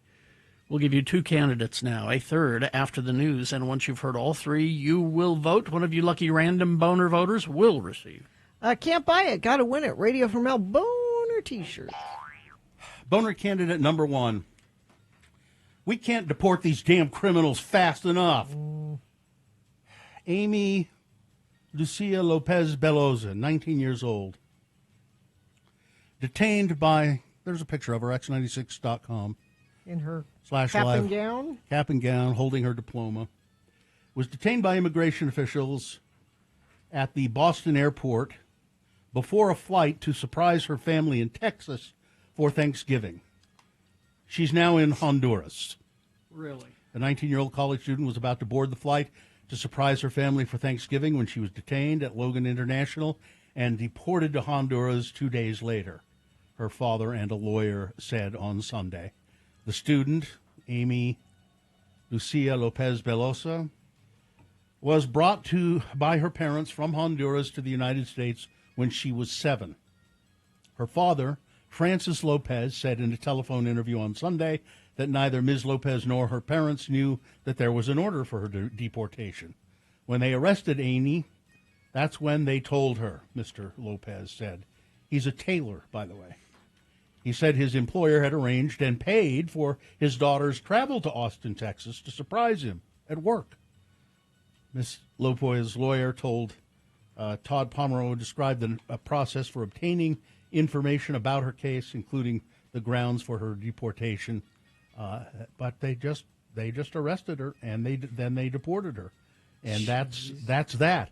Well, I mean, you can just go ahead and say, "Geez," but we need to get these dangerous criminals out of the country. Nobody thinks we don't need to get dangerous criminals. The thing but is, this is ridiculous. They're not getting the dangerous No. criminals. They're not going to where the dangerous criminals are. They're hanging around courtrooms and airports. You know what the dangerous criminals do? They hide. They try not to get caught. they're not showing up for This their- person is not trying to get caught or not get caught. They're not, like to Carrie's point, they're hanging out at courthouses where people are trying to show up and go through the and do it- proper Yeah. immigration hearing. They're trying to do it That's legally. who they're getting. Like you keep complaining about. As long as they come here legally. Well, that's what they're trying to do. But you're taking them away. Mr. Lopez said his daughter is reeling being back in the country she yeah. left years ago. She's trying to assimilate to her new reality, he said. Ms. Lopez said she was worried about how she would continue her education. I've worked so hard to be able to be at Babson, I guess that's the college she goes to, my first semester. That was my dream, she said. I'm losing everything. A spokesperson for Babson College did not immediately respond to requests for comment. Somebody explain to me where the good is in this. Yeah. I don't feel safer because she's not here. Hey, you got to break a few eggs, Gina, to make an omelet. You got to get. I don't want an omelet. You'll get something. Well, that's right. You don't need eggs. We can't deport these damn criminals fast enough. Boner candidate number 1. Boner candidate number 2. In Idaho, we're paying our bounty hunters in beer. Oh boy. Bar patrons are raising a glass to a local Idaho saloon after its viral social media post promised free beer to anyone who helps ICE track down and deport an illegal immigrant. The Old State Saloon in Eagle, Idaho, alerted its followers that anyone who helps ICE identify and ultimately deport an illegal from Idaho gets free beer for 1 month. The watering hole, located in Eagle, added that it may award multiple months if one person, if multiple illegals are deported. Anyone trying to claim their free beer is asked to send evidence, including photos and videos, to deportations@oldstatesaloon.com. The Department of Homeland Security reposted the saloon's promotion with a GIF highlighting their amazement with the offer. The bar enthusiastically replied, "Let's go! Deport them all!" One user responded to the announcement asking the saloon to create a leaderboard and a champion, a deporter of the year at the end of the year, who wins even more free beer. Owner candidate number 2, up to Idaho, we're paying our bounty hunters in beer. Coming up in a moment, boner candidate number 3, just another day at the slaughterhouse, or perhaps the day I stop eating meat. Boner candidate number 3 coming up after this. Big Boy News and Opinioendo, brought to you by. This weekend at Broadway Center Cinemas, Quentin Tarantino's Kill Bill 1 and 2, the whole bloody affair. This would be really cool to just see these back to back. It opens Friday with both Kill Bills combined into a revenge epic featuring new animated sequence and an intermission. In that intermission, you can go get some of the great snacks they have there. Don't miss it. Get tickets at slfstix.org. Tragedy. He was one of a kind. He wasn't original. He will be missed. I just learned over the weekend Tom Stoppard, the ingenious Czech-born British playwright and screenwriter whose gift for wordplay led him to a record 5 Tony Awards for Best Play. The first for Rosencrantz and Guildenstern Are Dead, and the last for Leopoldstadt. And he also won an Oscar for the screenplay for Shakespeare in Love. My favorite. He has died. He was 88 years old. He died at his home in Dorset, England, surrounded by family. He will be remembered for his works, for their brilliance and humanity, and for his wit, his irreverence, his generosity of spirit, and his profound love of the English language, they said. Stoppard received his first Academy Award nomination for co-writing Brazil back in 1985 with director Terry Gilliam. And Charles McGowan adapted John le Carré's novel for The Russia House, did an uncredited revision on the screenplay for Indiana Jones and the Last Crusade with Steven Spielberg. It's the stuff, I guess, that he affected was like the funny stuff in it. Like there's the scene where Harrison Ford is like saying, "Oh, right now the world's best spy is out there," and then it cuts to like befuddled guy walking through the crowd. Does anyone else speak English? Yeah, that. Yeah. So there you are. He was a brilliant writer. I remember the first time I ever learned about him. I saw a production of Rosencrantz and Guildenstern Are Dead, and it was just great. Weren't you in that once? No. Oh. You're thinking of Waiting for Godot, which is that what you're thinking of? Maybe. No, you were in. Anyway, Doesn't you were in other things. You're in that. Bill's a professional. I was in other stuff. This happened last week, and I think I neglected to mention it. Ralph Leroy Menzies, who spent 37 years on death row here in Utah, and he was back in courts trying to get stay of execution here recently. He's died in prison, putting the whole issue at rest.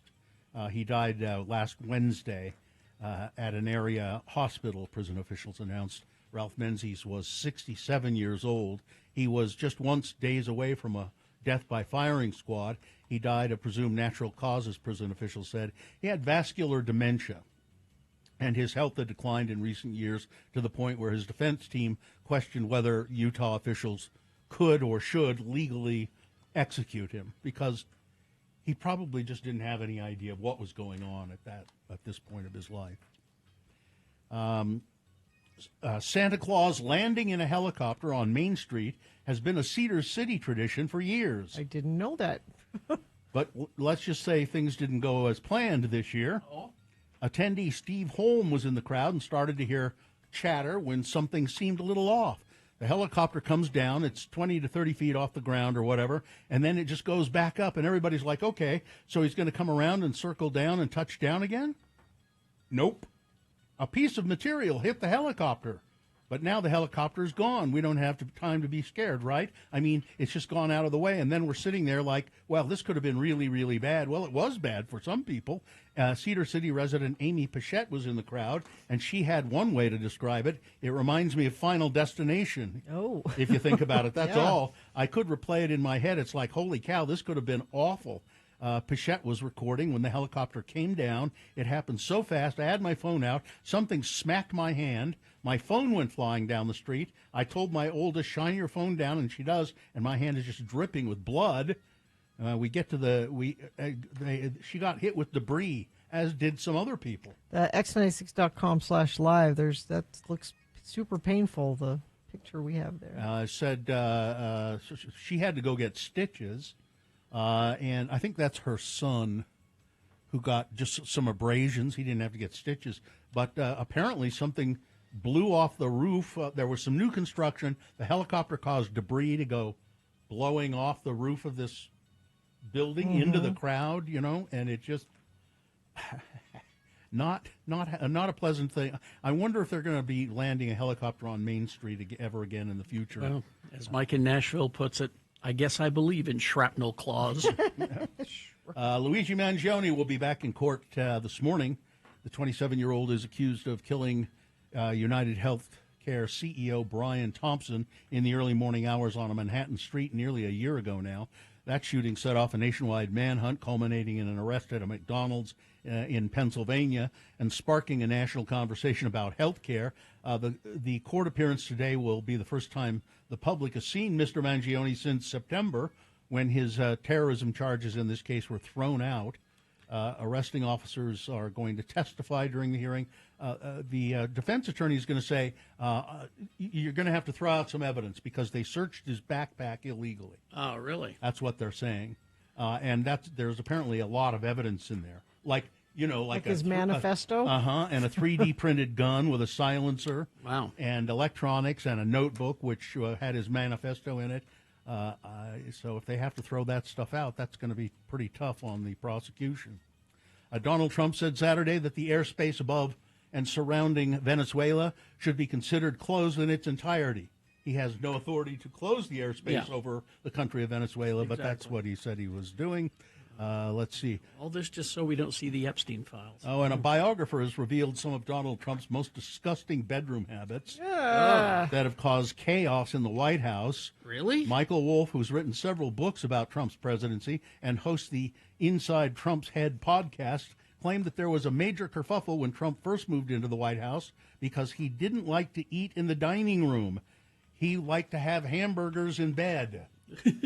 Or hamburger. It was hamburgers. Hamburgers. Hamburgers. Hamburgers and a cup of kofefe. Campbell's Soup Company has fired that executive who said that Campbell's products were made for poor people only. Yeah. Yeah, he's been gone. fired. And let's see. Gina, here's a story for you. What's that?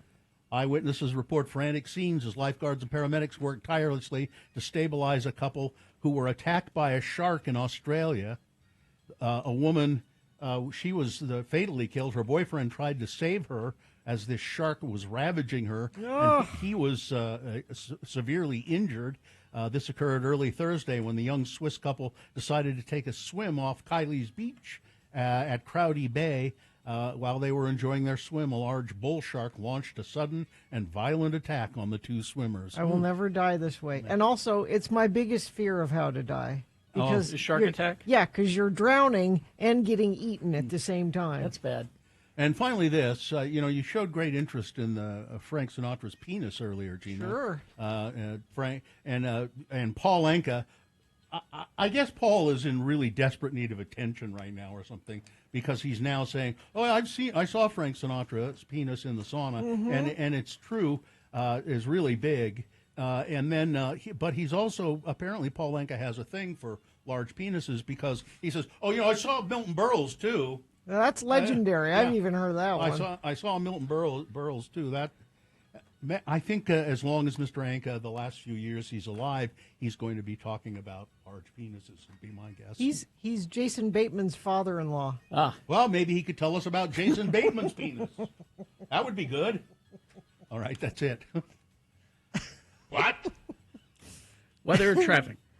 It's 27 right now, high of 39 today, increasing clouds overnight tonight into tomorrow, ahead of another storm. It looks like 60% chance rain snow mix, depending on how warm it is, Tuesday into Tuesday night, and then we get another little storm system through here on Thursday. This is more like it. This is what we should be having this time of year. Traffic, let's see. Northbound Redwood Road left lane is now open at 94 South. Southbound 3 left lanes are closed. Continue to expect delays that in that area. Use an alternate route through there. We also have a crash northbound Bangor Highway, California Avenue. SR 201 32nd West in West Valley. And whatever you're seeing out there, we appreciate it when you text us and let us know. 33986 is where you do that. Want to lower your energy bills with a high-efficiency HVAC system and get up to $4,500 back? The tax incentive for the new dual-fuel heat pump is available through January 1st. Go to LarsonHVAC.com/X96. Here's Boner candidate number 3, just another day at the slaughterhouse. I'm going to go easy on this and not describe it as graphically as it is described in the Salt Lake Tribune. Federal food inspectors asked a Tooele County butcher shop to stop slaughtering animals after one of its agents, so this is a food inspector agent, saw staff inhumanely amputate an injured and conscious steer's foot ahead of slaughter. The black steer in line to be killed at Tooele Valley Meat early in November tried to escape the queue, the line, and got its left hoof stuck in between a gate post and a gate as it tried to jump the fence. U.S. Department of Agriculture inspectors witnessed this according to a letter, a notice of suspension. As the animal struggled to get free, it broke its legs at the ankle in a compound fracture and laid against the gate, slumped with its head under the stuck leg. The owner decided the only way to free the animal and get it to slaughter was to amputate the hoof. Now, inspectors said to employees, okay, but you need to stun the animal before you do that. Yeah. To be somewhat humane about this whole thing. Yeah. And they have that capability. I think they have those guns or you stun the animal before, but the owner didn't do that and just sliced the animal's foot off. And the FDA said that's a violation, and they suspended Tooele Valley Meat's license for a while. The suspension was listed after 2 days. After Tooele Valley Meat provided some information, more information, I don't know. But I find that story so distressing. Mm-hmm. And it may be that this is the day I stop eating meat. Boner candidate number 3. Just another day at the slaughterhouse. Yep. All right, let's review the first two and vote. Boner candidate number 1. We can't deport these damn criminals fast enough. The story of this young woman, 19 years old. She was in Boston going to school. She's going to go to Texas to surprise her family for Thanksgiving. But ICE agents detained her and deported her to Honduras, where she was from 12 years ago when she was a little baby. Boner candidate number 2. In Idaho, we pay our bounty hunters in beer. There's a bar up in Eagle, Idaho. If you help with ICE deportation and can provide proof of it, we'll give you free beer. And Boner candidate number 3, just another day at the slaughterhouse. All right, here we go. You've got to decide of these 3 candidates, which one is the worst. Which one deserves to be Boner of the Day for today, December 1, 2025? 1, 2, or 3. Remember your candidate number, the one that you think is the worst, the one that you think should win.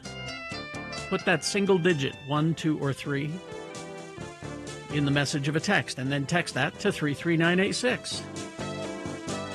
Or you can call Katie in the producer's booth. She'll take your live voice vote at 877-602-9696. Or you can go online, x96.com. Look for the box that says Boners December 1, 2025. Click and vote.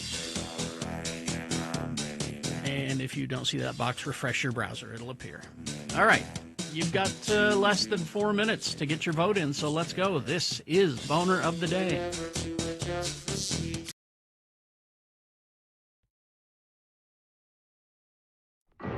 Tonight on Rod Decker Undercover. Ace reporter Rod Decker goes undercover at the state capitol. What really goes on at the legislature? What are the power brokers up to? Rod knows the legislators put up a facade when they see him coming with a camera crew, and so Decker disguises himself as a schoolgirl on a field trip with Mrs. Spencer's 6th grade class.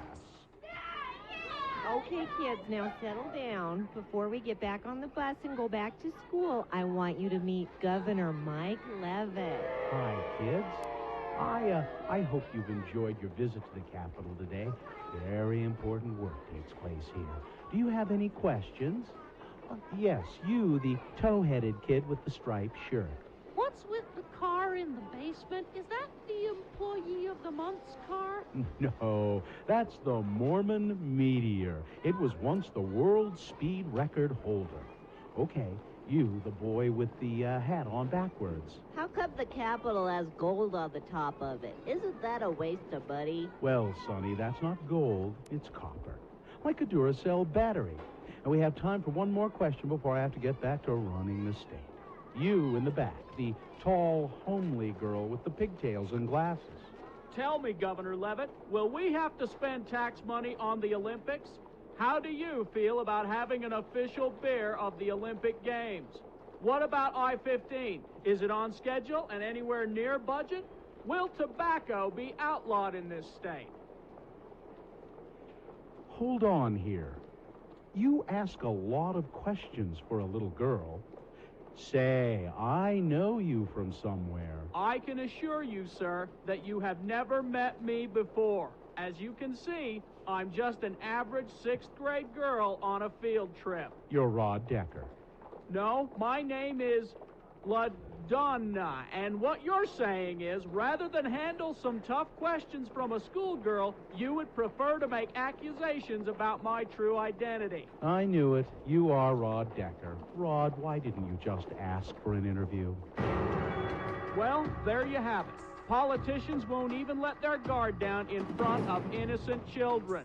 You can't get a straight answer from them, no matter who you are. That's tonight on Rod Decker, Undercover. On the Channel 2 News at 6 and 10.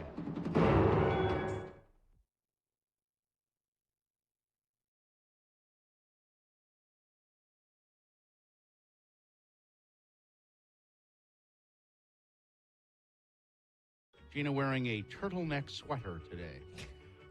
Covering up her hickeys. That's what people do. It's interesting. People don't wear turtlenecks very often anymore. Unless they're covering up hickeys. You got something against hickeys? That's why I used to have a dickie. To cover your hickey? To cover the hickey. It was my hickey dickie. I mentioned a dickie the other day, and I don't think anyone knew what I was talking about. I don't think anybody has them anymore. Dickie is now a clothing brand, and that's what it's known for. As a matter of fact, that's what I said. Somebody said to me, "Oh yeah, I love dickies. Their coats and their pants," and I went, "Yeah, no, I'm an never actual mind. dickie. Never mind. It's a fake shirt. Dickie was a fake sweater. Was it a fake shirt it's a or collar. Sweater? It's a fake sweater. Fake sweater. It was to make it look as though you were wearing a turtleneck under your vest or jacket or your shirt or whatever. Yeah, to make it look as though you were wearing a. It was really a stupid idea. It was a dumb idea. I had one, I think, for some reason. But they were everywhere. It seems like I knew everybody had one. Yeah. Nobody wore them, but everybody had one. It's a stupid idea. Well, turtlenecks are stupid unless you're the Gorton's fisherman. It's true. Maybe I'm going fishing later. Yeah, sure. No, you're not. You're going to be way too warm in that. You think? Yeah. You're dressed up for people today, aren't We're you? seeing people. Mm-hmm. I've never worn this sweater, and I thought, I'll wear that. Yeah, you'll be too warm. You'll be uncomfortable. Too late now. You're going to be sweating and sweating. It's going to be in your folds and everything. I don't have any folds. No, of course not. She's a lady. Yeah. I'm smooth top to bottom. All right, 7:49. Time to award the boner of the day. And the boner of the day is brought to you in part by Hot Pot. And Feldman's Deli, Utah's authentic Jewish deli with expanded hours, now open Tuesday through Saturday, 8 a.m. to 8 p.m., breakfast till 10:30, lunch, dinner, live music Fridays and Saturdays. More information at feldmansdeli.com. All right, let's see. Well, it was a big fight between boner candidate number 1, we can't deport those damn criminals fast enough, and boner candidate number 3. Yeah. Just another day at the slaughterhouse. And the winner by 10 votes, with 147 votes, boner candidate number 3. You can't beat animal cruelty. Yeah. You just can't. That's your boner of the day for today, December 1, 2025, now qualified to be boner of the week. I know we always say that you can't beat animal cruelty, except when it seems to happen with some regularity lately, about the last year. Real quickly here, before we get into anything, I just real quickly just want to... Oh, Kerry Jackson. There you go. Congratulations. Whamma getting it out of the way. Getting it out of the way. Pressure's off now. Thanksgiving, you want to talk about that? Sure. I have a picture of myself at Thanksgiving at Uncle Todd's. If Katie's got, there I am. Those aren't sunglasses. Those are decorative squash that Uncle Todd grew. You don't eat those; they're just pleasant to look at. They're really pretty. They were the table decorations. Yeah. So I of course had to play with the table decorations. We had a lovely dinner at Uncle Todd's. X96.com/live is what we're talking about. And the only thing is, no rolls. What? How do you have that? Well, what do you mean there are no rolls? What kind How of? do you? That's like not having turkey. No rolls. I mean, well, now we didn't have turkey. He cooked a big meal and a lot of good stuff. No, you gotta have rolls. But I did deviled eggs, and I went. My job was to go pick up the Vosen's rolls. Yeah. That was my contribution to Thanksgiving. That was it. Huh? Mm-hmm. They got the best rolls. They really do. Well, you can make them too, and they're usually pretty good. Yeah, but I'm good at picking up things. That's true. So you didn't have turkey, Carrie? Oh, we had a big chicken. Because we don't need a whole turkey. Yeah, I guess so. Yeah. But then you don't have turkey leftovers. You have chicken leftovers. If you don't have a turkey, that's correct. And don't you want stuffing? And we did that. We had stuffing. Just not chicken. All right. Yeah. Just not turkey. Just not turkey. They had chicken. Yeah. So my husband cooks everything all the time, and he did the entire Thanksgiving dinner. He didn't cook the rolls. He did not. Did that. Okay, yeah, I picked up. I bet he didn't make the cranberry sauce. He did make. He makes fantastic cranberry sauce. Oh, he doesn't just Yeah. open the can. No. I like it from the can. No, frankly. he does his own cranberry sauce. And we're having 11 people over for Thanksgiving dinner. Mm-hmm. And they're coming at 2:00. Today? No, on Thanksgiving. So you're planning ahead? And at 1:30, Muhammad, my son, not the prophet, wants to take. So a couple months ago, we told him, if you get straight A's, we will help you get a project Jeep. Okay.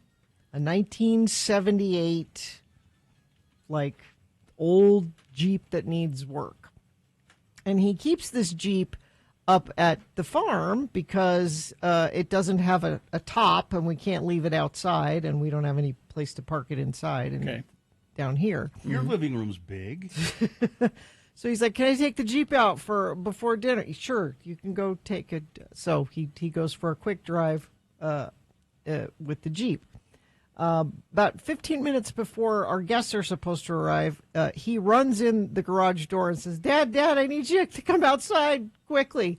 Open the garage door, and there's some sort of gas, fume, smoke, steam coming out of it. And I said, is it on fire? No, that's battery acid. So the battery came loose somehow and fell on the manifold that was hot and it was burning through. And we had a cloud of battery acid. Great. Joe's in his apron. You know, he's in the middle of cooking. That's all he wears when he cooks. Yeah. An apron. Thanksgiving dinner. It's sexy Thanksgiving. And he had to stop everything and help Muhammad get the battery acid leaking battery out of the garage. And so later that night, he's on his phone. I said, what are you doing? He's like, I'm trying to figure out if we inhaled enough battery acid. You killed yourselves. I think they're okay. I mean, they seem okay today, but kids, secure your battery. And as your guests are there eating their Thanksgiving dinner, there's also just the slight hint of battery acid smell in a little delightful. Chemical. Delightful. Thank God you had Vosen's rolls. Yes, to sop up the Oh, leftover. geez. Everything's okay. No arguments, no fights. No. Oh, that's right. You're a bunch of spineless pacifists. That's what your family. Bunch of. No, I can't imagine there aren't. No, you guys agree on everything, right? I mean, in your family. When Uncle Retta comes over, it's entertaining, but it's not arguing. It's he starts stuff. He starts stuff. He started stuff with me before. Yeah, that's what I'm saying. He's entertaining. It's not an argument. It's an entertaining discussion. I didn't take it poorly when he did it.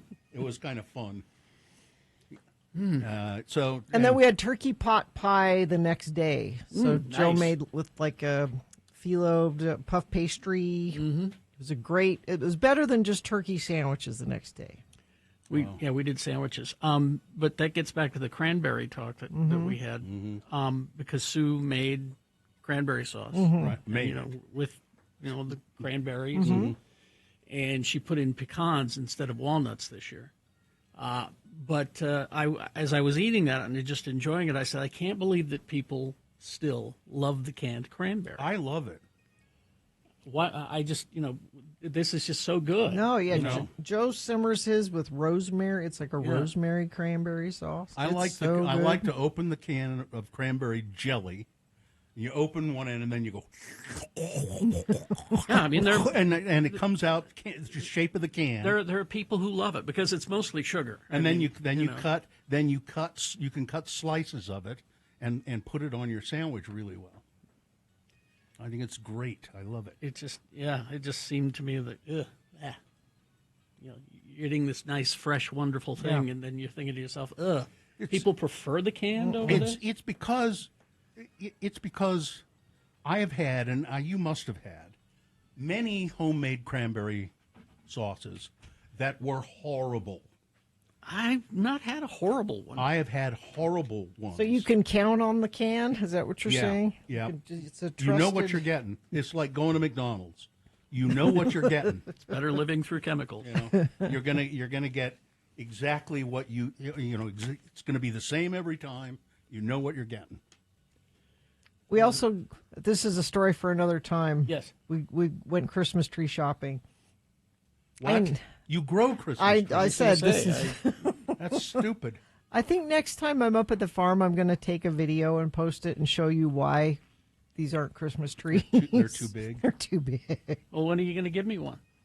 You want a live one for your yard? I want a big you one for can the have backyard. one. I will give you a free tree. You have to go You dig it up yourself. You just have to pay to move it. That's all. And there's one guy in the state who has that machine. One guy. Apparently. You need to buy a second one. Jared, if you're listening, you need to get up and take some trees. Yes. All right. Traffic. Let's see. Northbound Redwood Road, left lane is now open at 94 South. Southbound 3 left lanes are still closed, so you're going to want to avoid that area. It is still a mess, it seems. There's some ice on the roads in some places you need to be aware of. Crash northbound Bangor Highway off-ramp at South Jordan Parkway. The exit ramp left lane is blocked. Crash eastbound University Parkway, Utah County. Crash eastbound 33rd South at milepost 9. So this says eastbound 33rd South at 5th South. That doesn't make any sense. No. Must be 5th East or 5th West. Yeah. If you're in that area, send UDOT doesn't know what it's talking about, but maybe you do. Text it to us 33986. All right. Thank you very much. We will take a break. We'll be back after these messages. Bill Frost is here to tell us what's on TV. KXRK Provo. Needs some. Well, it's the best question of the week. We got a lot of questions here, but we decided on this one. If you want to send one in, not for today, but for next time we do Best Question of the Week, just send it to radiofromhell@x96.com. Put put Best Question. You can send us must goes too there, but Best Question in the subject line. And we dangled a Radio from Hell diner style mug out for this person. This comes to us from Tasha, so I'll give this to you, Katie. You can get a hold of Tasha. Tasha says, what is the worst advice you ever gave or something you were absolute about and then had to eat crow about? This is really hard for me because I never lie and I'm always right. Kerry said he had something. I was wrong about Real Salt Lake. I thought that same thing the other day. I remember it was Crazy Mayor was in here, but he wanted to get all this. Ralph Becker? No. Rocky Anderson. Oh, Rocky. He wanted to give a lot of money to the stadium to build, and I said, you're throwing this tax dollar money to this millionaire, and soccer's never going to be that popular here in Utah. It's just not. Yeah. I think I wrote an editorial about it. Yeah. Oh, really? Yeah. And I was wrong. Yeah, I'm not wrong about Rocky. He's still crazy.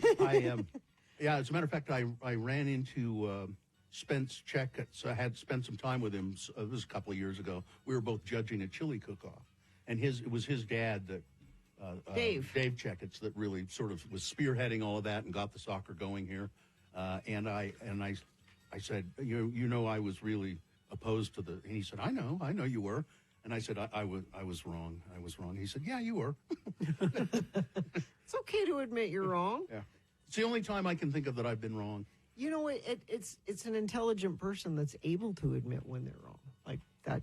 Like I was not aware of that. I did not know that. That's something smart people do. Smart people don't always say they're right, Bill. I know. Listen, I've said it. I've said before, and I really do mean it. I don't mind being wrong. If I'm wrong and somebody tells me I'm wrong about something, then I go, oh, really? Well, thank you. I have a couple of things. My first one is dinner is not a gift. Oh. Remember when that was my... And Yes. I blame my mother for that because my mother used to say, dinner is not a gift. You can take me to dinner, but I still expect a gift. That's 1,000% wrong. I know. And we always told you it was You 1,000%. did.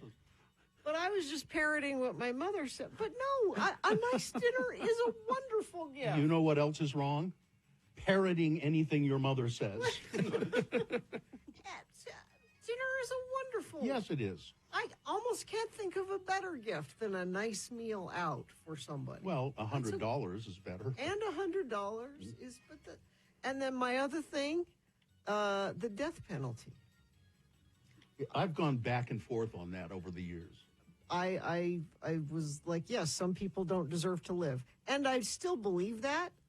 But as long as we, don't have that there's no futuristic way. technology of being able to actually know for sure whether somebody did it or not. Mm-hmm. Well, it's not even that, Gina, though. It's unfairly applied.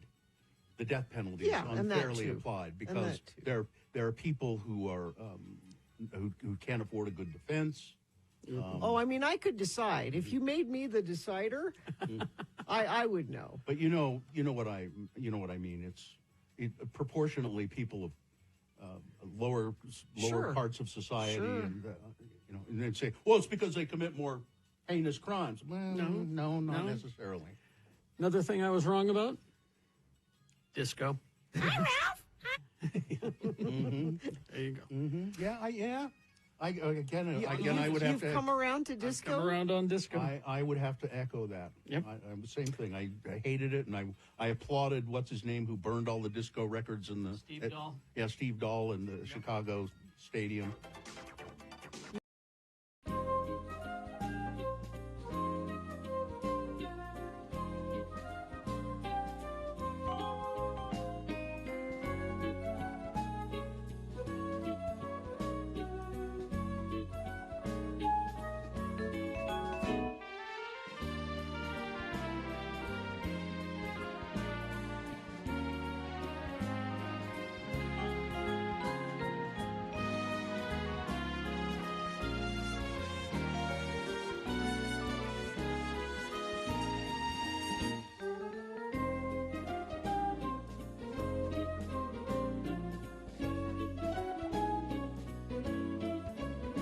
Like Anthony did in Vineyard, and he enjoys The Family Guy on the TV and wonders if there are any other shows that are like that are on this week. Maybe Bill Frost can tell us. In Vineyard. Why spend stupid ticket prices for concerts when you can experience great live music for much less at Salt Lake's coolest, most intimate venues? Experience an intimate evening with Jackie Green Thursday, December 4th at the Stateroom. Get tickets at thestateroompresents.com. Well, this is Bill Frost. Hi, Bill Frost. Hi. Bill is a writer. You can read his stuff at cityweekly.net. He's a podcaster. It's the TV Tan podcast. Yeah. And a musician. Magda Vega is the band.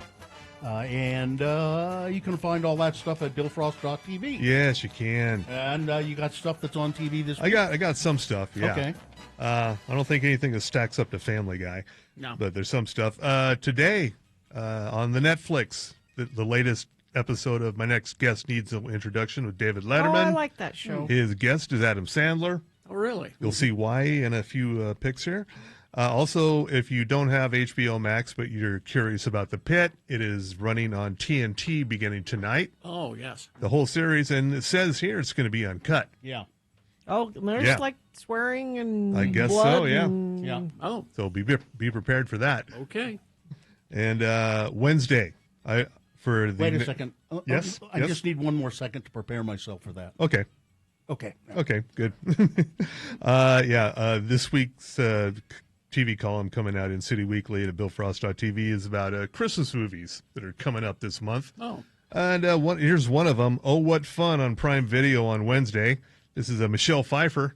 And this is Prime Video does one of these big budget Christmas films every year. Mhm. And this is the one they blew it all in the casting. Michelle Pfeiffer, Felicity Jones, Chloe Grace Moretz, Dennis Leary, Jason Schwartzman, Eva Longoria. Good Lord. I will watch this. Everybody's in this. This is and that's not all of it either. It's kind of a reverse Home Alone where mom gets stuck at home.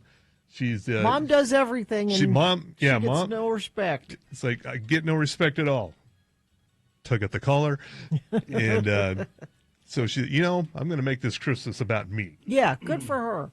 The hell with that I family. heard, So was that Michelle Pfeiffer? Yeah. Yes. I heard Dennis Leary talking about it, and he said, my agent called me and said, I've got a script here for you to read. They want you to be in this Christmas comedy with Michelle Pfeiffer. And I said, okay, I'm in. And he said, but my agent said, well, but I've got the script for you to read. And he said, I'll read it, but I don't need to know anything more than Michelle Pfeiffer Exactly. and Christmas comedy. I'm in. Yeah, just back up that Prime Video money truck. Exactly. I'm there. Yeah. That's on Prime Video on Wednesday. Also on Wednesday on Netflix, My Secret Santa. Alexandra Breckenridge is a broke mom in a small town, and she decides to pose as a man to land a Santa gig That's a at good the local idea. ski resort. Yeah. Okay. At a ski resort. Okay. And I'm sure Fox News will be outraged about this, taking jobs away from perfectly good white men. Yeah. Yeah. And but then, of course, she falls for the resort's dreamy manager, played by Ryan Eggold from New Amsterdam. And he came from New Amsterdam? well, that's the TV show he came from. Oh. If you didn't see that, you also saw The Blacklist. Yeah. Yeah. That's where I know him from. Yeah. Yeah, so that's... And I'm sure that there'll be a humorous scene of Santa on skis in some sort of chase. I hope so. Yeah. Yeah. On Thursday, Kurt Sutter is back. Sons of Anarchy. Oh, yeah. Yeah, he also did that show, The Bastard Executioner, which I believe has been wiped from existence on streaming. Really? I don't remember that at all. It did not do well, no. It was a medieval period that's piece. right. Oh, okay. Yeah. Here's another period piece. This is set in the West in 1854. This is starring Gillian Anderson and Lena Headey as the warring matriarchs of rival families who were fighting for their land. And Could it's be good. I don't know how I feel about it. Could be good. Yeah, well, the thing about it, Kurt Sutter left about halfway through the filming because, as he usually does, he has a disagreement with the studio, with Netflix. So maybe not. It got finished up without him. Yeah. But it still looks like if you like a good Western, and you like proper British ladies playing proper Western American ladies. Sure do. That is The Abandons on Netflix on Thursday. Also on Thursday, Mission Impossible: The Final Reckoning shows up on Paramount Plus. Oh, okay. You want to see that? And also, It's Never Over Jeff Buckley, a documentary about Jeff Buckley will be on HBO starting on Thursday. And Friday, here's where Adam Sandler comes in. Jay Kelly on Netflix is the movie George Clooney and Adam Sandler. Yeah. We've always wanted them to work together. And Apparently, it's Oscar bait. that is exactly Oscar bait. This is George Clooney plays a famous actor, Okay. a George Clooney-esque famous actor. All right. And he's having a bit of a identity and midlife crisis. He's like, I haven't really, what am I? What's my legacy? Mm-hmm. And so he decides to take a jaunt across Europe. Adam Sandler's his manager. Yes, he is, yes. And so it's got a little bit of humor to it, but it's mostly serious George Clooney, award bait George Clooney. Mhm. I don't know if this is playing in theaters to qualify it for an Yeah, that's Oscar. exactly- it probably yeah, is. that's exactly Yeah. And also in here are Laura Dern, very funny from Riley Keough, Billy Crudup. Oh, okay. Being a very Billy Crudup character, Greta Gerwig, Patrick Wilson, Isla Fisher, Stacy Keach, Greta Gerwig, because it's her husband who's the director. Baumbach, yes. I didn't know Stacy Keach was still alive. I didn't know that either. Ah, What okay. about his brother? Is his brother still alive? He was also an actor, James Keach. James Keach? I don't think so. Also, that is on Netflix on Friday. Also on Friday, documentary The New Yorker at 100. If you remember print newspapers and Yeah. magazines and things Yeah. like that, yeah, this is about those good old days. Yeah. And mostly what I think of The New Yorker is the cartoons. The cartoons. Yeah. It also mentions intrepid journalism here too. Oh, well. But So the cartoons mostly. Yeah. And also on Friday on Stars, I don't know who has Stars. Maybe know. somebody does. I think I do. It could be part of a package. It's like, hey, what's this doing here? Yeah, you don't purposefully get it, but it comes Yeah. as an add-on. It's there. Yeah. This is a sequel series to Spartacus, known in the annals of time as Boner Fight, thanks to Geek Yes, Show. Exactly. It is back, and Lucy Lawless is in this. Also, the guy who played Asher. This is called Spartacus, House of Asher. And one of the more charismatic characters was Asher from the original Spartacus series from 15 years ago. And he's back. Never mind that he died in that series. We're just going to Well, it was pretend. 15 years ago. You're not going to remember. We're just going to pretend like that didn't happen. He was a slave back in the original story, and now he's a ruler, and more blood and sex and violence. And this is from the original showrunner Stephen S. DeKnight. Mm-hmm. And gladiators. Oh, we also have a woman gladiator coming in because woke, because woke Hollywood. Yeah. And if you like Spartacus back in the day, this is more of that. More of that. Yeah. If you All don't right. know what I'm talking about, probably not for you. Probably don't bother. Yeah. Yeah, that was 15 years ago. That was the beginning and pretty much the end of Stars becoming a thing. Yeah. It's like, oh, we're a player now up there with HBO and Showtime. But, well, No, then you're that not. show was over, and it's like, no, not so much. Not so much. So maybe it'll happen again. Probably not. All right. And I am enjoying Death by Lightning. Isn't that good? Yeah, it's not a lot less of a stodgy historical biopic than I expected. Yeah, no, it's very, very entertaining. Okay. And just superbly acted. Well, it's packed with actors you know. Yeah. I mean, Nick Offerman is so good in it, and but Matthew McFadyen is just heartbreaking. Yeah. He's heartbreaking. He's the assassin. They're all power-bearded actors with the exception of Nick Offerman. Power-bearded actor. Who does not have a beard. No. He took his beard off for this? Yeah. He wanted to stand out, I guess. I guess. He's still got that old connecting mustache thing, though. Oh, connecting to the sideburns? Yes. I've been watching The Beast in Me. I recommend it highly. Claire Danes. Yeah, Claire Danes and Matthew Rhys, who is about as evil as you can possibly be. He's he's so scary. And it's only 8 episodes, and it's real very cliffhangery. Every episode, you go, oh crap, I got to watch the next one now. You know, and I think they drop them all at once. It's on. I think it's on Netflix as well. Yeah, it's Netflix. So they drop them all at once. I made a mistake of starting that Beatles docuseries. Oh, really? Why is that a mistake? Anthology. Because 9 episodes. Because it's 9 episodes, and I've seen them perform. I know that Beatles fans want to see these live performances, but I've seen them perform the same song like 4 times in the first 3 episodes. They're not giving you anything new. No. I read in the New York Times it's a shame that they spend like 8 episodes doing all this old Beatles stuff. Yeah. And then the final episode is they try to cram everything about the last couple of years of the Beatles into the last it's a episode. very poorly. Yeah. I mean, I'm going to continue watching it, but you might as well finish it. I might as well finish it. Yeah. But yeah. Thank you, Bill Frost. BillFrost.tv. Traffic, Gina, please. Northbound Redwood Road closed at 94 South. Southbound left 3 lanes closed. Expect delays in that area. Crash northbound Bangor Highway off-ramp at the South Jordan Parkway. The right exit ramp and left lane are blocked. Okay, crash University Parkway eastbound there. Let's see if you sent anything in via text. Redwood is not open at 94 South. Traffic being diverted. Thank you for that. Slow traffic southbound I-15 in Bountiful at the 215 junction.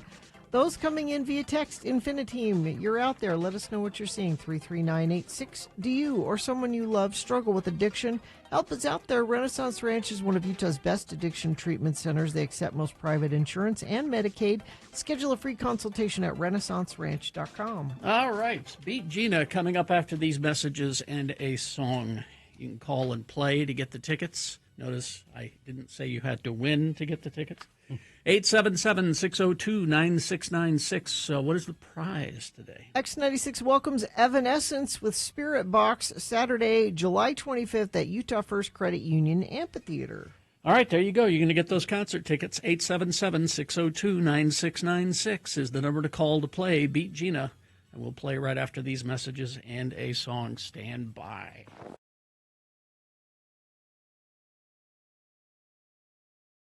Vaxeldan, our radio pup, finally has a sponsor. It's Zero Res, and this time of year brings a lot of dirt and things through your house, damaging your carpets. Vax says book your carpet cleaning appointment today. Not only do you get the 4th room free, but your animals will thank you with extra love.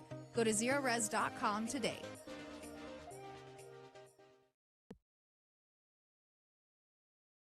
Want to do another classic? Let me go get the stack of CDs. There's a Radio from Hell Classics. We've kind of shied away from doing many phone bits until we get our phones fixed, because those beeping noises are just driving. Even though every program expert in the world says we should do phones. Well, and our program experts tell us, you guys do phones really well. That's why you should do it, a lot of it. Mm-hmm. And, I agree. I think we do a really good job at interacting with the audience on the phone. But, it's pretty hard to do when it's going beep. Yep. Can we get a tin can system set up? That's been discussed. Genuinely? Oh, yeah. Oh, sure. All it takes is a little, No, we just right have here. Yeah, we just talk to people out on the street. Yeah. They come up to the side of the building and pick up the tin can, and this is how you interact with Radio from Hell. You're joking, but I kind of love that. We tried to do something similar to that once. Well, it's not similar, but it was an idea of how to interact with the audience with CB radios. So remember, we got a CB radio and we put it in the studio, and we thought we would contact people on the CB and interact with them over the air while we were on the CB, and I didn't work. Nobody ever seemed to. It was past the time that people had CB radios much. I'd imagine you'd have to keep your hand hovering the sensor button a lot for that. That was the other problem we ran into, is that people were swearing on the CB. Yeah. Even though you weren't supposed to, there was no way to stop them. So what'd you find over there? Well, in that dusty stack of wax. How do you feel about Little Tommy Little? I remember these. He was a child stand-up comic. Little Tommy Little, the 3-year-old or 5-year-old stand-up comic. I think it introduces him. I think. Please. Let's see.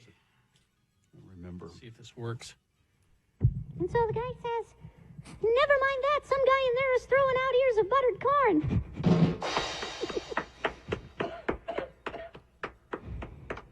Jeepers, what are you, an audience or an oil painting?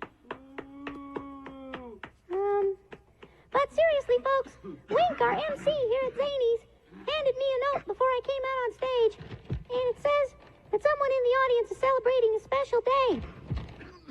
Is Stephen Peterson in the audience? Right here, Sonny. Well, I got a song to sing for you on your special day. Here we go.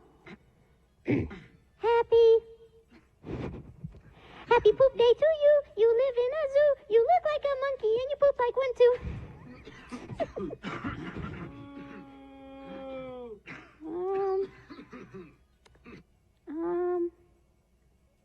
Poo poo pee pee. kind of high concept stuff. High concept stuff. He would always, Tommy Little would always sign off with, That was his line. You know, he always knew he could go to that line to get a laugh. Because it worked in the schoolyard and it worked in the clubs too. High concept. High concept comedy. Yeah. That's highfalutin stuff there. You know what I'd like to hear if we dig the casino one we did, the Deseret. Oh, I love that one. Yeah. We need to find that one. Yeah, the Deseret. The Deseret Inn. The Deseret Inn Hotel and Casino, which was a Mormon themed casino, a gambling casino. Was it in Winnemucca or something? Yeah. See the Deseret Inn. Yeah. Because there was a desert inn. This was the Deseret. I see. Yeah. I see. That's where my confusion lies. Did you know that the state of Utah used to be called Deseret? Yes. Okay. I did know that. There you go. Yeah. Yeah. That was. You got another one there? Well, I could pull out a. What? Yeah. What is it? Keep me. I hope it's another high concept bit, Please, like yeah. Little Tommy Little. I enjoyed that, but your use of high concept tells a lot about your feelings. Want to hear Tales from the Grave? I don't remember Tales from the Grave. So it was yes. just Tales of the Crypt. Tales from the Crypt, a parrot. Sure. You know, that's Yeah. All right. So there'll be a crypt keeper, but it'd be a grave keeper, I guess.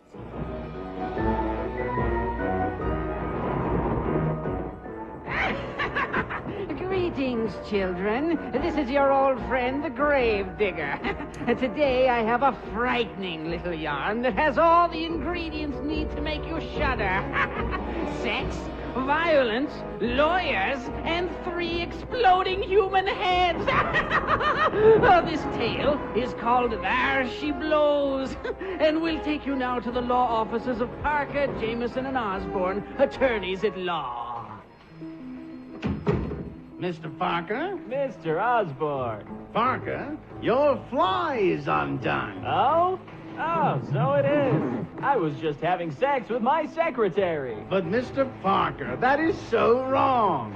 You're a married man. I'm aware of that, Osborne, and I don't care. As a matter of fact, I'm going back in for seconds. Parker, your head is getting bigger. Oh, my God. Look at all the blood. What's all the racket in here? Parker's head just exploded. Good Lord, what a mess. Hey, what's Parker clutching in his still twitching hand? That's the Bonneville specific file. He's been working overtime to make the board of directors look better in court. I believe he just finished it. Jameson, what are you doing? Erasing Parker's name and putting mine on it. I'll take all the credit now that he's dead.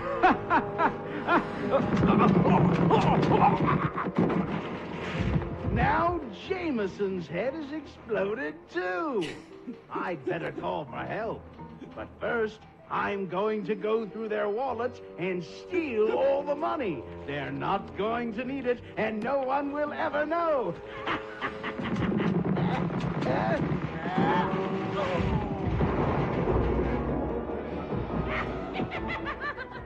Those 3 really know how to get ahead, eh? Their law firm tried to expand too rapidly and suddenly went bust. Well, in case you hadn't figured out the moral of the story, it's if you're a lawyer and you do something bad, your head will explode. This is the old Gravedigger inviting you to join me next time when our story will be called Chop Chop, Who's There? On Tales from the Grave. Good Lord, what a mess! Once again, high concept comedy. Because see, the plot of the show was people do bad things and then they pay for it. Yeah, You know, that was every week. Every week, that was the plot of the show. Yeah, the highbrow motif of heads exploding was definitely ahead of its time. Yeah, I had to take a blown up balloon and twist it to make the expanding head sound. When would this play in your show? During the show. Yeah. I don't know. We played a lot of records. Okay. We played a lot of songs. Like Did you get your 6 songs an hour in there? Did you get your 9 songs? Which we kept continually trying to whittle down the number of songs we played so we could do more stupid stuff, high concept stuff. I mean, like that. But would you come on and talk afterwards, or would there be a commercial break buffering? Or sometimes it'd go right to a break. Right to break. Okay. Probably. I love it. We would introduce the bid, and it's embarrassing. All right. There you go. Okay, well, we will take a break. I miss all that. I love doing all that acting. Thank you. I You loved say it's all that. embarrassing. You're the one putting it on. I love it. Good Lord, what a mess! And all right.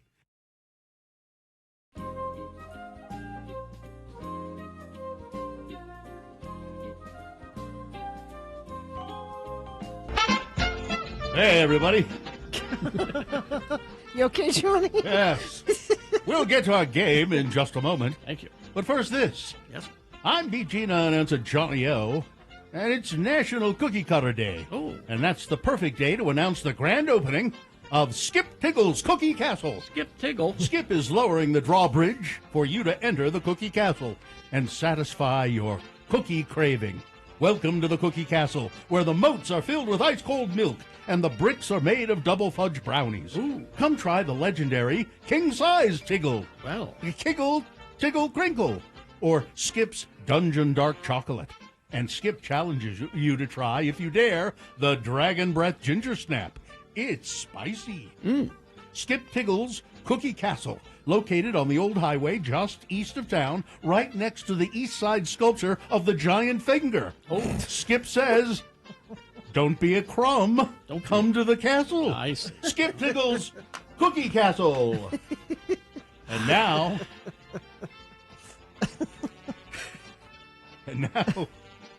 the east side sculpture of the giant finger. Okay, here he is. A man who loves his cookie. Yes. Kerry Jackson, your host. Oh, thank you, Johnny Ola. You're welcome. Semi-professional game show.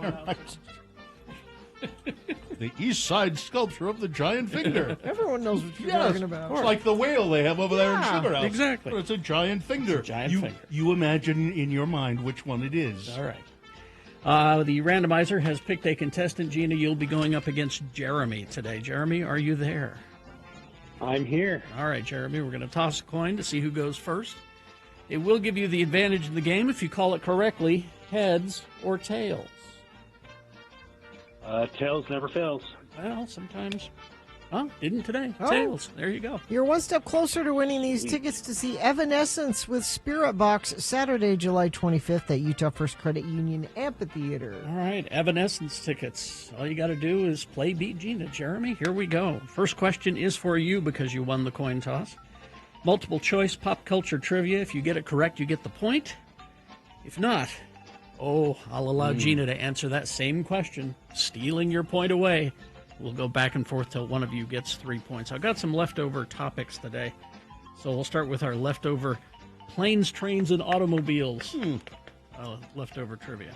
All right, so first question is for you, Jeremy. Here we go. Jeremy? As Neil and Del squeeze the car between two tractor-trailer rigs, who does Neil envision Del as being?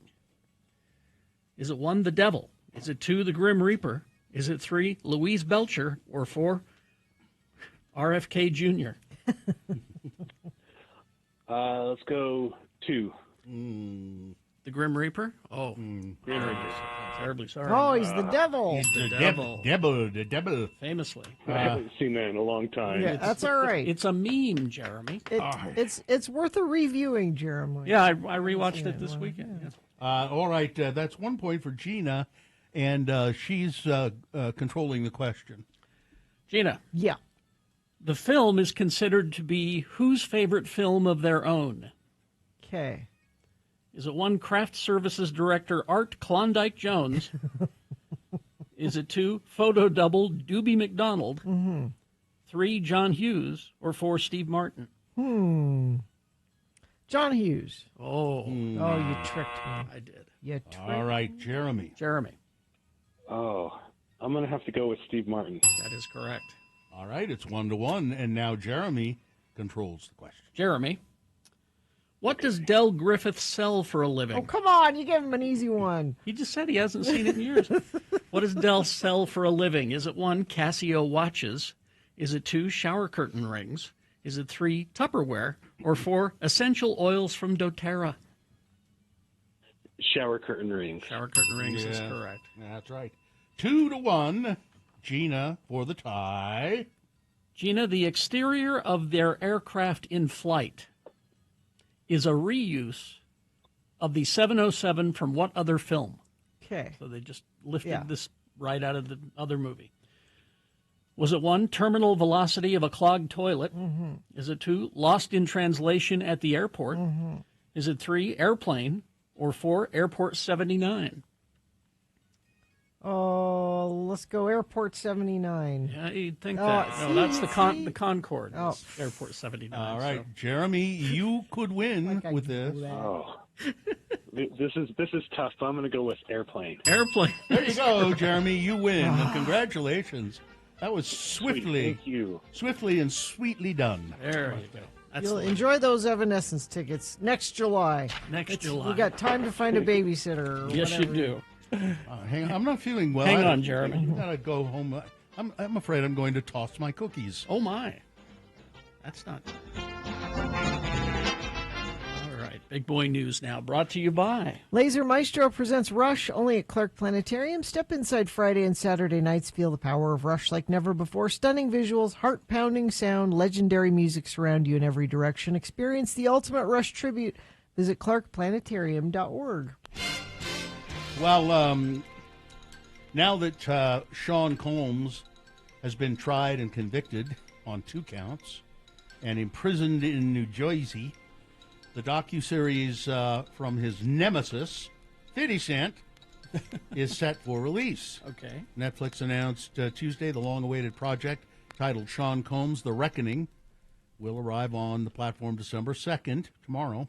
The 4-part series will focus on sexual abuse allegations against Combs, which have been spreading through the music industry for decades. The streamer, that is Netflix, will released an 18-second teaser for the docuseries, voiced by former Bad Boy recording artist Mark Curry. You can't continue to hurt people and nothing ever happens. It's just a matter of time, he says in the video. Back in 2009, Curry wrote a tell-all book titled Dancing with the Devil, How Puff Burned the Bad Boys of Hip-Hop, about shady business practices at the label.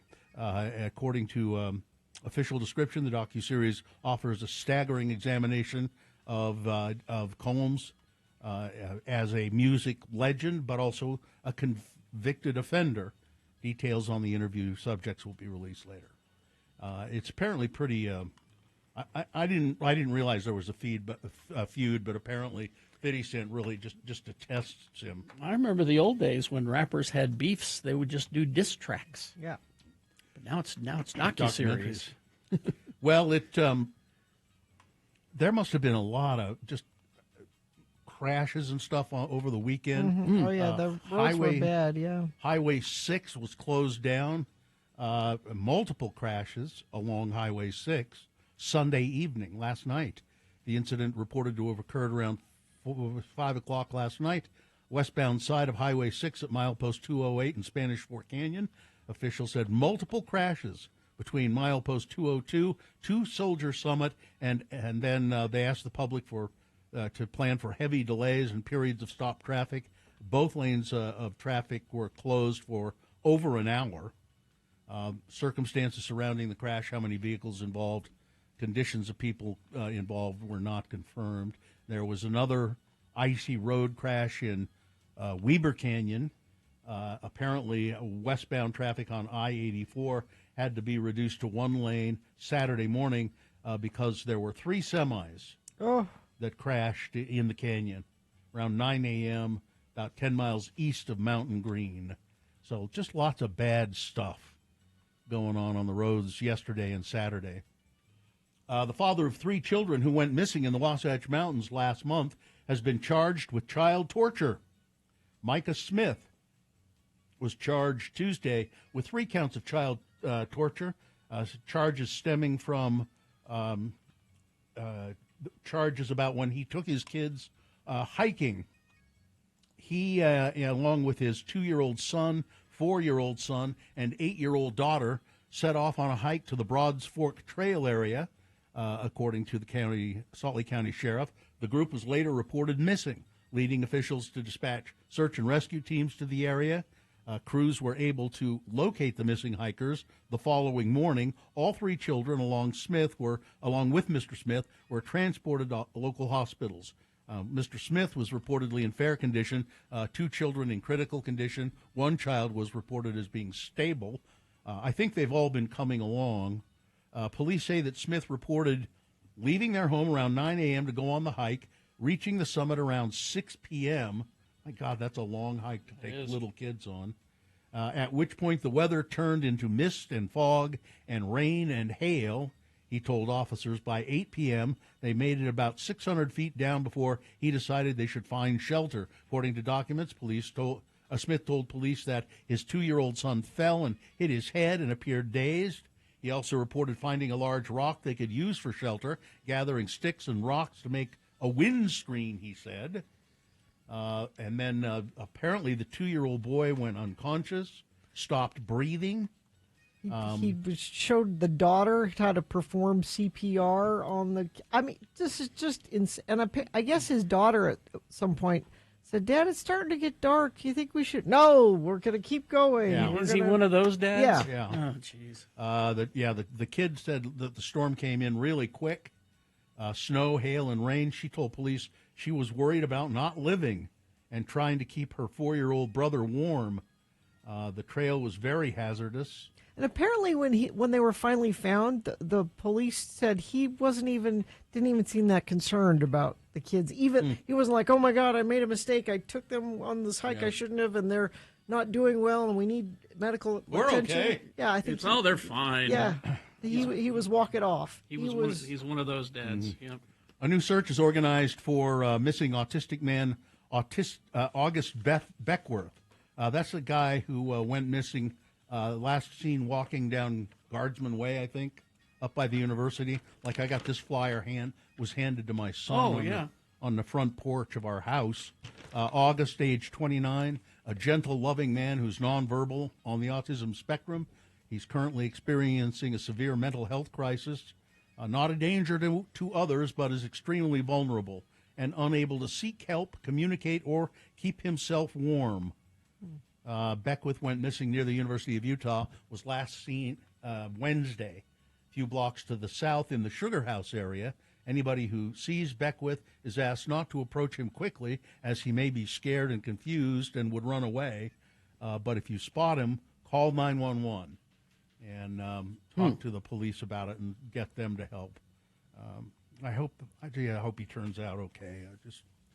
Let's see. Oh, this is apparently Donald Trump betrayed what many believed was a clue about a magnetic resonance imaging, an MRI that he underwent last month. Minnesota Governor Tim Walz challenged the 79-year-old Trump to release findings from the MRI after Trump slurred him as being, well, he called Tim Walz retarded. And Trump then doubled down on that slur when asked for comment Sunday evening aboard Air Force One. And then a reporter asked for specifics about his MRI. What part of the body was the MRI you had looking at? The reporter said. I don't know. It was just an MRI. What part of the body? It wasn't the brain. No. Because I took a cognitive test and I aced it. I got a perfect part. Which you would be incapable of doing. Good night, everybody. Good night, everybody. You too. A lot of social media users felt that Donald Trump may have volunteered too much information. It was for sure an MRI on his brain. Of course. That if he denies they did an MRI on his brain, it sounds like they did an MRI of his brain. Yeah. Person, woman, man, camera. I aced it. TV. Trump's trade policies have made investors less optimistic about his business ventures. Stocks and cryptocurrencies linked to Donald Trump are in a deep slump, leaving some of his biggest fans with steep losses. Shares of Trump Media and Technology Group have shown a decrease of 4.25, or show a 4.25 increase. Green Up, Pointing Triangle, which operates the president's Truth Social platform, they have tumbled 75% since Trump's inauguration. Meme coins named for Trump and the First Lady are down 86% and 99% since Inauguration Day. Not doing well. Well, you remember when he first ran, they asked him about crypto, and he said that it was a scam. Yeah. And now here he is. Yep. He's got his own coin. Because it's a scam. Because it's a scam. Exactly. U.S. and Ukrainian officials completed roughly 4 hours of talks Sunday aimed at finding an endgame to the war with Russia and Ukraine. I mean, what they're aimed at doing is to figure out how Russia can get everything they want. Exactly. And finally this, Gina, I know you'd be excited for this. What's that? It's a nude cruise. A nude Yes. cruise? Nude cruises or nacations at sea. Nacations at sea. I'm going on a nacation. Sounds horrible. Are booming as a growing number of travelers leave their inhibitions at home. But if you're picturing a sweaty free-for-all on deck or passengers hooking up left and right, which I know that's what you were thinking, Gina. It's bad naked. Yeah, think again. Travel company Bare Necessities has been taking passengers without clothing on week-long cruises to the Caribbean and beyond since 1991. I can't leave my inhibitions at home. They're part of me wherever I go. So they are me. Cruise organizer for the company, Kat Whitmer, has revealed one major rule, which applies only to men. And I can't tell you what that rule is. Oh. Now I want to know. Well, okay. I think I know. It's visible signs of their arousal are banned. Yeah. And that applies to men. Can you help that? Well, I don't know. I suppose if you feel it, if you feel that it's coming on, you scurry to your cabin. Yeah. Or you put a magazine in your lap or something. Yeah. I mean, cruises are gross enough. Yeah. Naked cruise. Are people sitting on the chairs? Yes. I'm going on a nacation. And then somebody else sits on that chair after you sat on you that put chair? a towel. You put a towel down. Or a towel. All right. Yeah, that'll be really fun. Sports weather traffic. We got this email I wanted to read. It says, "Hello, Lords. My name is Katie. I'm a parent consultant with the Utah Parent Center, a nonprofit organization providing parent-to-parent support for families of children with disabilities. Okay. We're thrilled to share a unique opportunity. Utah's own Jackson Dart of the New York Giants has selected UPC as his charity of choice for the NFL My Cause, My Cleats initiative. That means we have a chance to receive a donation if Jackson's cleats are among the top 3 with the most votes." So he said they will donate to that cause. Maybe you know a kid who would love some cleats for Christmas, and you want to try to make that happen. I want cleats for Christmas. So just go to My Claws, My Cleats and vote for Jackson Dart. Go to where? What is it again? My Cause, My Cleats. Okay. All right. That's your sports. Weather. 39 for a high today and sunny. Overnight low 27. Tuesday, we got a 60% chance of rain mixed with snow, high of 43. Then we have another chance, it looks like Thursday night. So it's finally starting to feel like winter, and it's about time. Traffic, a friend of the program says the accident on the 201 32nd West is still backed up to 56 West. Thank you for filling us in on that via text at 33986. Looking for fun gifts to stimulate the mind? Go to Haster Games for board games, Magic the Gathering, Pokemon, miniatures, dice, paints, and more. Visit Haster Games, 6831 South State or HasterGames.com. All right, we'll take a break, and then we got some geek news for you. And then just after 9 o'clock, it's the Boner Recap Game. More chances for you to win prizes. Stand by for that. Granny Squid. Yes. So, we were talking about the Eurovision and the sauna, and it made me want a sauna. Mm-hmm. And I've thought about, and if anybody has any experience with this, just, email or text, having a home sauna. Where I've thought about it. Do you have to have them inside, or can you put them outside? And And are they really, really expensive? And Those are the ones where it's just the enclosed room with what, normally wood and like a glass pane? Yeah. And, I mean... No, they sell those down at that Hot Tub Factory outlet. Oh, do they?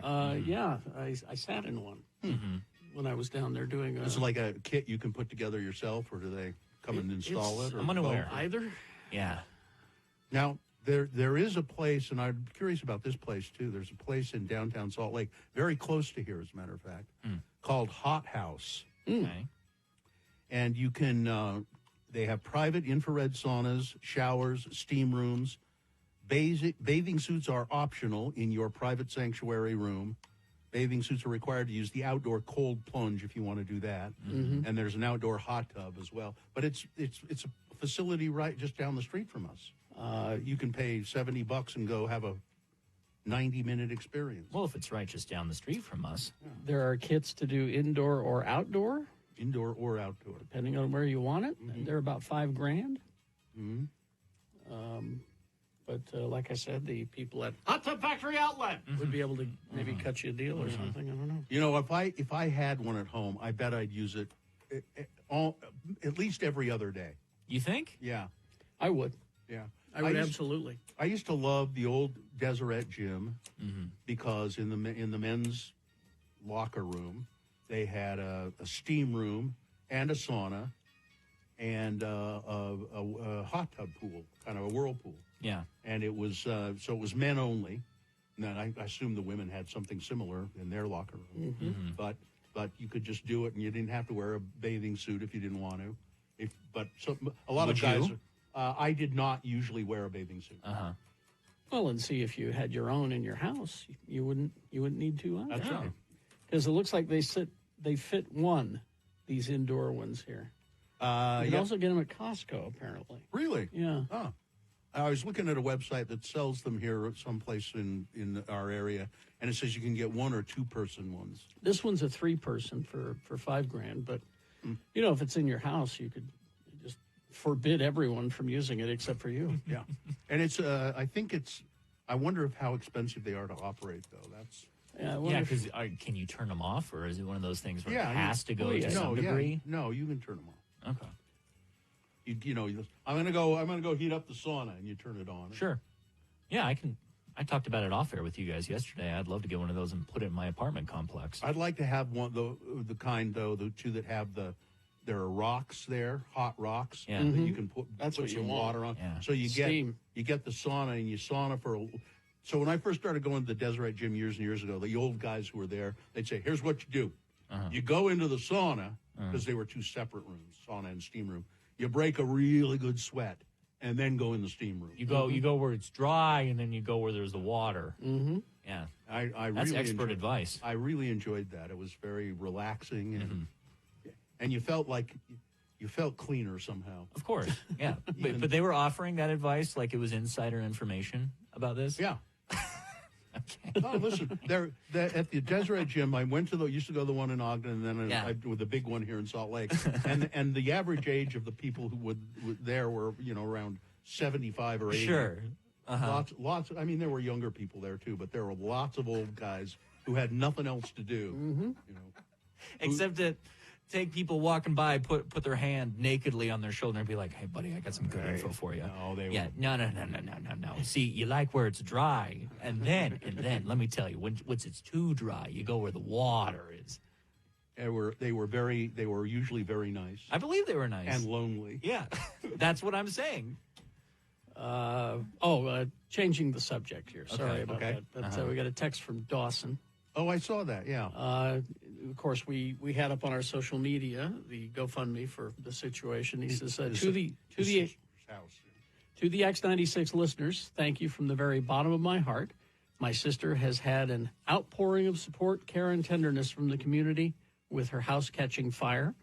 Her boyfriend is on the road to recovery with his burnt hands. Everybody who supported or shared the GoFundMe has made an immense impact on how she'll be able to rebuild. Thank you, Dawson. All right, so we got that.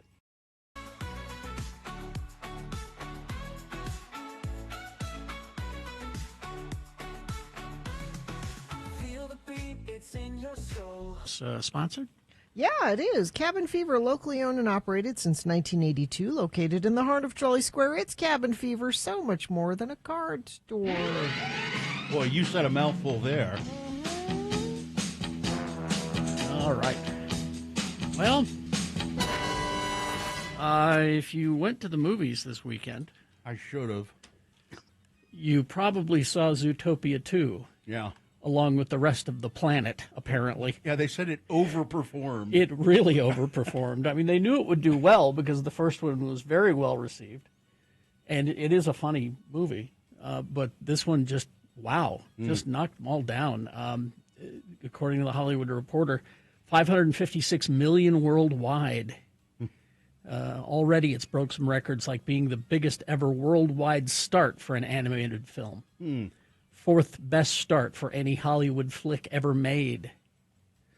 400 million came from overseas, largely thanks to China.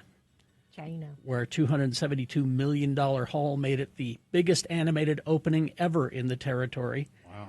And China's second biggest launch since Avengers Endgame in 2019. Yeah, it's just huge. And apparently it's I guess it's very good. That's what I hear. I mean, I'll see it eventually. I enjoyed the first one. That's funny. Let's see. Speaking of movies, yes, and we talked about this earlier. The Whole Bloody Affair. Oh, the Quentin Tarantino. Kill Bill. The Kill Bill movies all stuck together with Yeah. some additional footage and all that.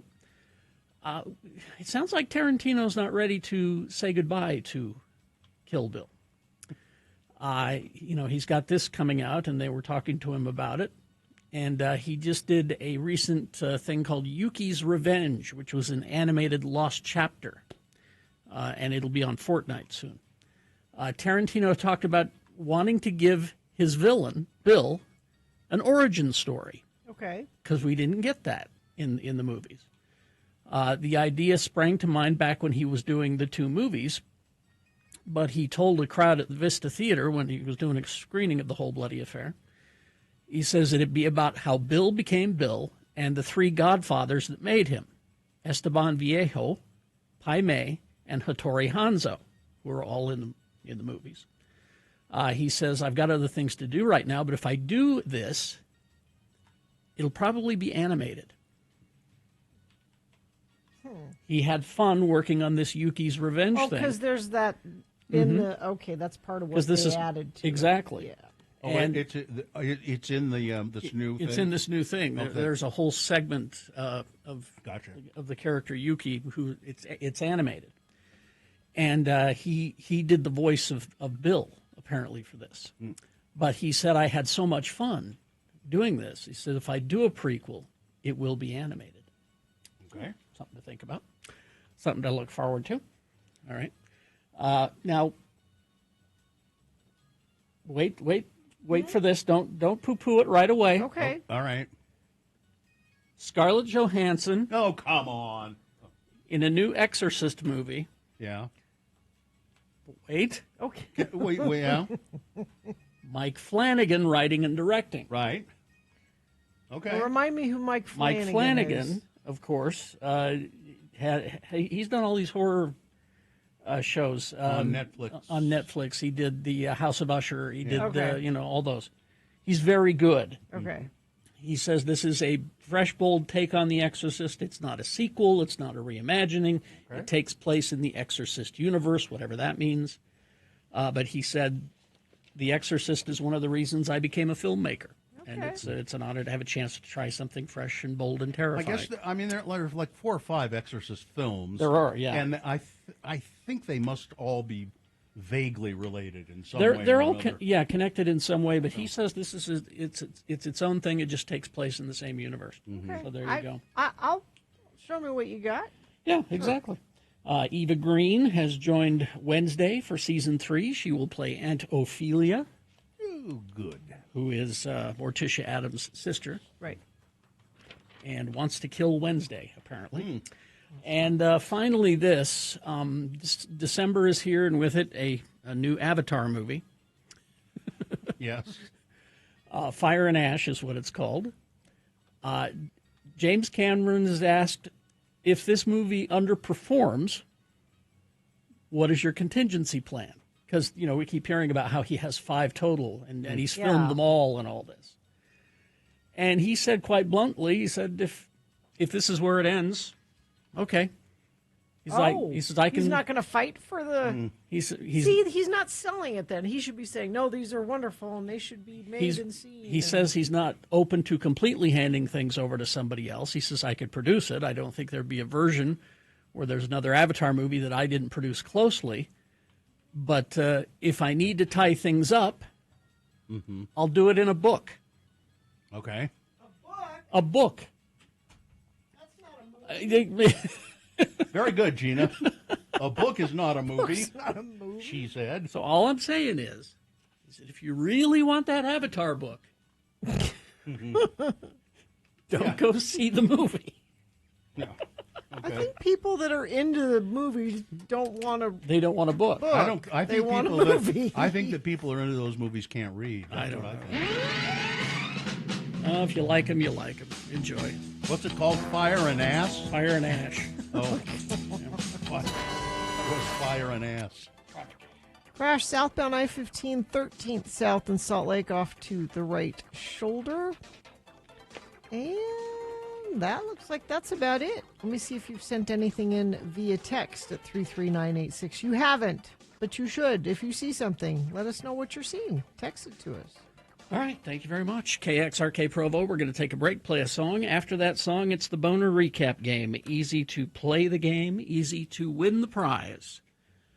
All you have to do is just tell us who won the boner this morning. If you were listening, you know. If you weren't listening, cheat. Go to x96.com and click on the box that says Boners December 1, 2025, and it'll give you the correct answer there. What is our prize? Oh, this is a great thing to take the kids to. Step into Luminaria now until January 10th at Thanksgiving Point. 50 acres, 8 million lights, Utah's biggest, brightest holiday experience. Get all the details at x96.com. All right, tickets to Luminaria. 877-602-9696. Call and play the Boner Recap game, and you'll get those tickets. Easy to do. You don't even have to really get it right. No. Call and play the Really, game. you shouldn't say that. I know I shouldn't say that, but there you go. 877-602-9696 is the number to call and play. KXRK Provo.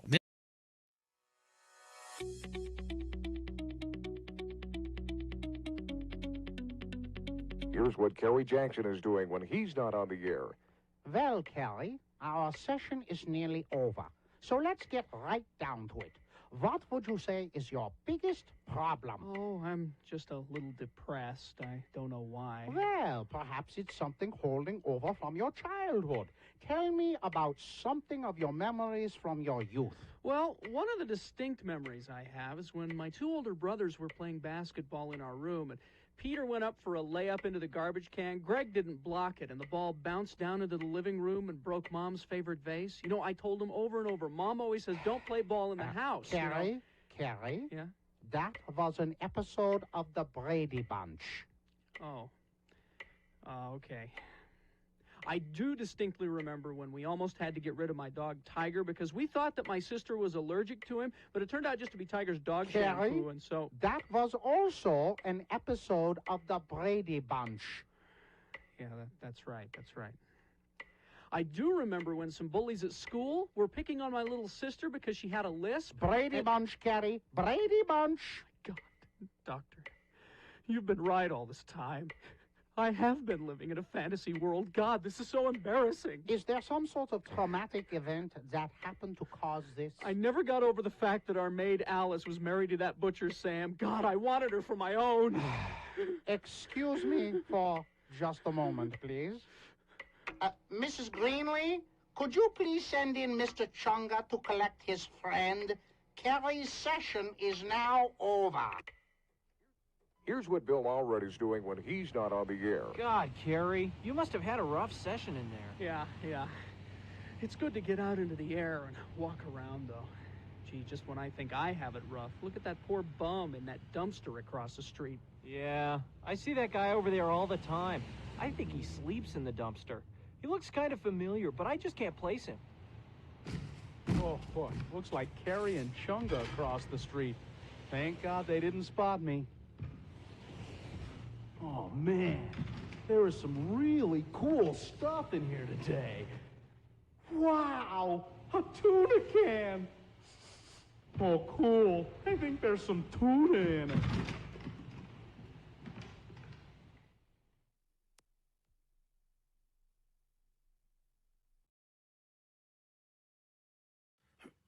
What did we just play Utah Word of the We Day? did. Oh, I'm. You can't hear what we're doing. huh? No. Yeah, Bill's at home this morning. He's I sent you the audio. He's ill. You should have been able to hear the end of it. Anyway, I'm sure something else has changed now. You think you'll be back in here tomorrow? I don't. Well, I don't. I think what my plan is as I say, I feel pretty good. I just have some congestion at the center of my chest there, you know, Mm-hmm. and that produces mucus. And I'm going to call Dr. Cobble and see about an antibiotic. I had something similar a while ago, and it was just sort of milder. You guys probably didn't even notice it. And it was, and it's like a little bronchitis or something. Maybe you need like what the Pope's getting, and they just jam a suction down Ooh. and suction out your lungs. Yeah, no. They do that? But They do that to him? Twice Yeah. yesterday. Oh, yeah. Yes, that's Yeah. what intubating is. Oh, I They didn't just catch suck that. your no, lungs out. he aspirated. Oh, I didn't catch that. Yeah, so they. Let's talk about the Pope's vomit, shall we? That's a nice way of saying he vomited and swallowed it. That's what kills a lot of rock stars when they're drugged out and asleep. And And popes, apparently. Yeah.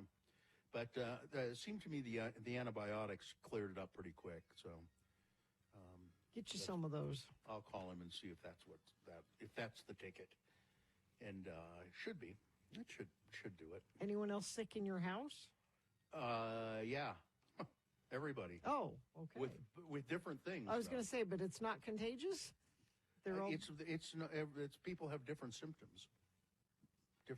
There's different things going on. Someone's got scurvy. Someone's got. Yeah. Well, the leper, who's in the attic. We have the a leper in the attic. Stays in our attic. That's been a concern, so we just try to downplay that. I probably shouldn't have mentioned it on the radio because now word's going to get out that Bill has a leper living in his attic. We don't see him very often. No, do you? No, feed because him? no. We slide a tray of food, in there under the door. Well, speaking of that, you just casually mentioned yesterday that you made the pot roast because you're helping me work through the beef. Mississippi pot roast. Gina and her husband Joe gave me this beautiful pot roast, and it was frozen. And I finally had a Sunday to do it, and it's such a simple thing to do. You thaw that pot roast, and you put it in the crock pot with half a stick of butter, and about 10. I use 10. It says up to 12, I think. Mm-hmm. I use 10 pepperoncinis. Those pickled peppers, and then you turn on the crock pot and you make a little simple ranch dressing, which is simply dill, paprika, mayonnaise, a little tiny bit of vinegar, and buttermilk, a little buttermilk, and you whisk that all together. You pour that over the roast, and then you just leave it alone for like 7 or 8 hours. You set it and forget it. And my God, it's good.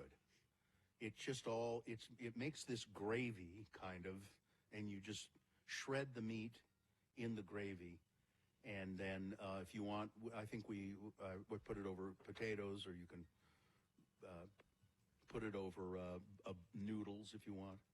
Or just pile it high on some thick sandwich bread and eat it that way. But it's just, man, it was good and it's easy. Well, we've already decided we're getting another half a beef. But you've been giving away the food. Well, we don't get it till like the fall. But we've. You're still having a hard time getting through the one you got. But right. But these are trying times. You need to get your own chickens. and you Yeah. gotta have a side of beef in your freezer. And that's patriotic because there's a Republican in office. You know what we're going to do? I've decided that we're going to do a kangaroo. A side of kangaroo. A kangaroo. No, a whole kangaroo. A whole kangaroo. Yeah, kangaroo tail soup. I've had that. It's quite awful. Yeah, it sounds horrible. It really is horrible. Need a few days to cook that one. It's quite awful.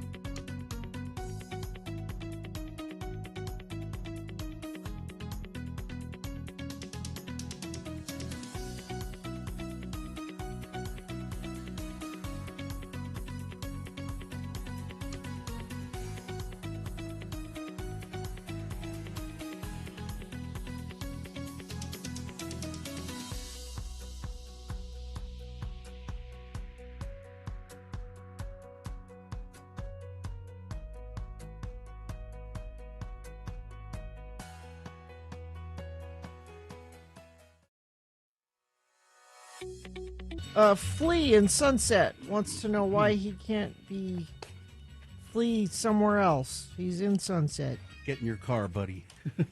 Yeah, you can be Flea wherever you go. There you are. Yeah, that's what they say. Yeah, and how can you be in two places at once when you aren't anywhere at all? This is also a good point. All right. Want to recap? Yeah, sure. Who do we got? Jeanette is here. Oh, Jeanette. How are you? Hello. Hello. How are you today? Doing just fine. Yeah, you're fine. I'm pulled over on my way to work. So. Oh, good. Oh, good. You're going to be late? No, it doesn't matter. I was actually at a different location at 8, so I'm fine. Okay. You got a good job? You like what you do? I do. I work at McNeil's Auto Care. McNeil's Auto Care. So is that body work Yeah. or is that mechanical work? Mechanical work. Oh, cool. Yeah, we do mechanical. Are you a mechanic or Family owned. are you a mechanic or do you handle the I- paperwork? I'm a paperwork kind of a girl, so yeah, I'm the office manager. Oh, good.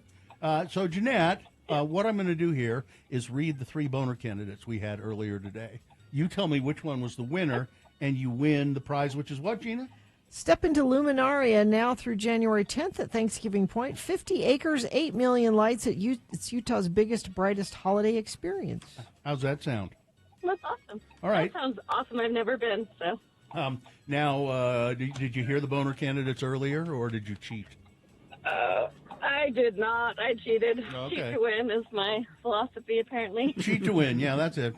All right, that's good enough. Here we go. Boner candidate number 1. We can't deport these damn criminals fast enough. This is the story of, I guess her name, I was saying Amy, but it says Annie Lucia Lopez Belosa. She's 19 years old. She's going to school in Boston, and her family's in Texas, and she was going to go to Texas to see her family for Thanksgiving. Nope. ICE arrested her, put her on a plane, and shipped her off, deported her to Honduras, because that's where her family is originally from. They brought her to this country when she was 7 years old. She's committed no crimes. She's working. She's going to school. Her family works. She looks like a lovely, young, smart woman, but let's get her out of the country. Yeah, not causing anybody any trouble. Nope. Then boner candidate number 2. You know, up here in Idaho, we're paying our bounty hunters in beer. It's bar patrons are raising a glass to a local Idaho saloon. This is in Eagle, Idaho, after they just said that anybody who helps ICE track down and deport an illegal immigrant, we will give them free beer. Free beer. So that's really great. And then boner candidate number 3, just another day at the slaughterhouse, or perhaps the day that I decided to stop eating meat. Some activity at a slaughterhouse in Tooele. They inhumanely treated it seems odd to say that you can inhumanely treat an animal that's about to Yeah. be slaughtered anyway. It is odd to say. It's weird to say, but there are regulations, and the people at this slaughterhouse did not follow them, and they had this terrified cow, and just awful. So those were the three candidates. Jeanette, which one was the winner? It was number 3. It was by 10 votes. So there you 10 go. votes, it was close. Okay. Yeah, that makes you a winner, Jeanette. Congratulations. Woohoo! Thank you so much. Well, You're welcome. Hang on, have a little chat with Katie about how to get your tickets. There we go. Oh man, you know where this town, people in this town are on Sunday night?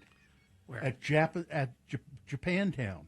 Oh yeah, on State Street. Oh my God. Were you people? Yeah, we went there for my son's girlfriend's birthday. She wanted to go have hot pot, so we go there, and I mean, there's no place to park. It's just a madhouse of people, and there are all kinds of shops, and there's that market there, but I couldn't believe, and it's like 6 o'clock Sunday night, and it's just what. What are all these people doing? But it was. It's because there's fun. not a lot open on Sunday nights. So if you want to go out, yeah. They so we had the hot pot, and then we had this. I wanted soft serve ice cream.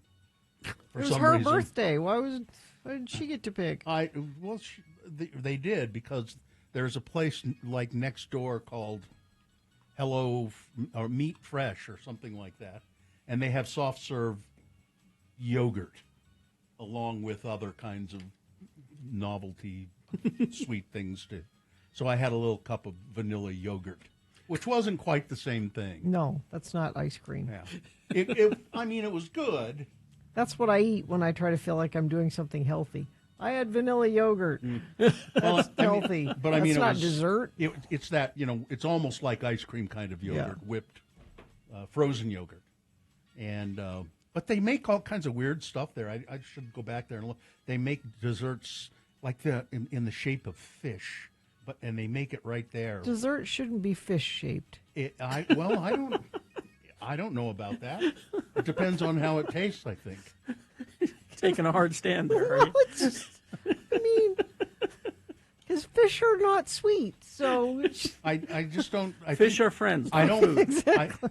I don't think you really should jump to these kind of conclusions, Gina. I mean, I guess they're Swedish fish. I guess that's yeah. A There you go. Fish. There's the goldfish crackers. There you go. But they're not sweet. I mean, they have cinnamon sugar ones. I don't know. Maybe I'm going to backtrack on the fish shouldn't be dessert shouldn't be fish shaped. Desserts can be fish shaped. I suppose. I think there are other shapes that you could take a hard stand. Take a hard stand on about dessert. How about panda shaped? I'm okay with a panda shaped dessert. Yeah, it's like a gummy bear kind of. But and then we went to that hot pot place too. She loves that, and I can't believe how much food they put out there. I mean, it's just astonishing the amount of items that they put out that you can just then graze.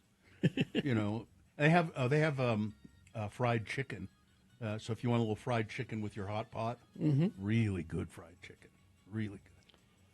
All right, we will take a break. We'll be back after these messages with some big boy news and a pinuendo. Stand by for that. Larson HVAC and Plumbing. You should take advantage of this. The getting money back on a new high-efficiency HVAC system, you need to do it by the end of the year. Oh. Larson HVAC and Plumbing, we have all had them in our homes and had this system put in our homes.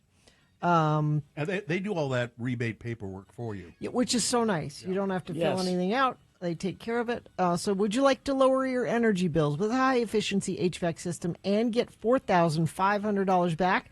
The tax incentive for a new dual-fuel heat pump expires on January 1st, so now is the time to upgrade to the most energy-efficient system possible. We trust our friends at Larson HVAC and Plumbing. They fix what needs fixing, not try to sell you things you don't need. And right now, X96 listeners can also save an extra $496 on a dual-fuel heat pump until the end of the month. That means $5,000 in savings. Go to larsonhvac.com/X96 to get your code or mention X96 when you call 801-930-5450.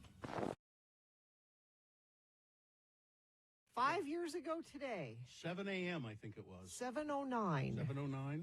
A 5.7 magnitude earthquake hit the Wasatch Front, and it was our last day. So the pandemic started like a week. I mean, officially, We were about to leave the studio, weren't we? Well, we had talked about it, but we weren't.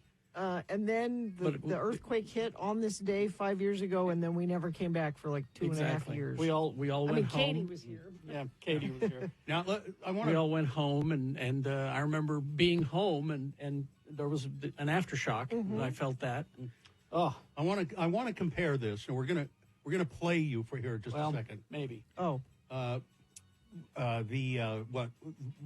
What happened that day when we were on the air? She's still trying to find it. So, but I heard another radio person talking about this the other day, and he said, I was right in the middle of doing a traffic report, and I felt this, and I thought, oh, that's an earthquake. I know that's an earthquake.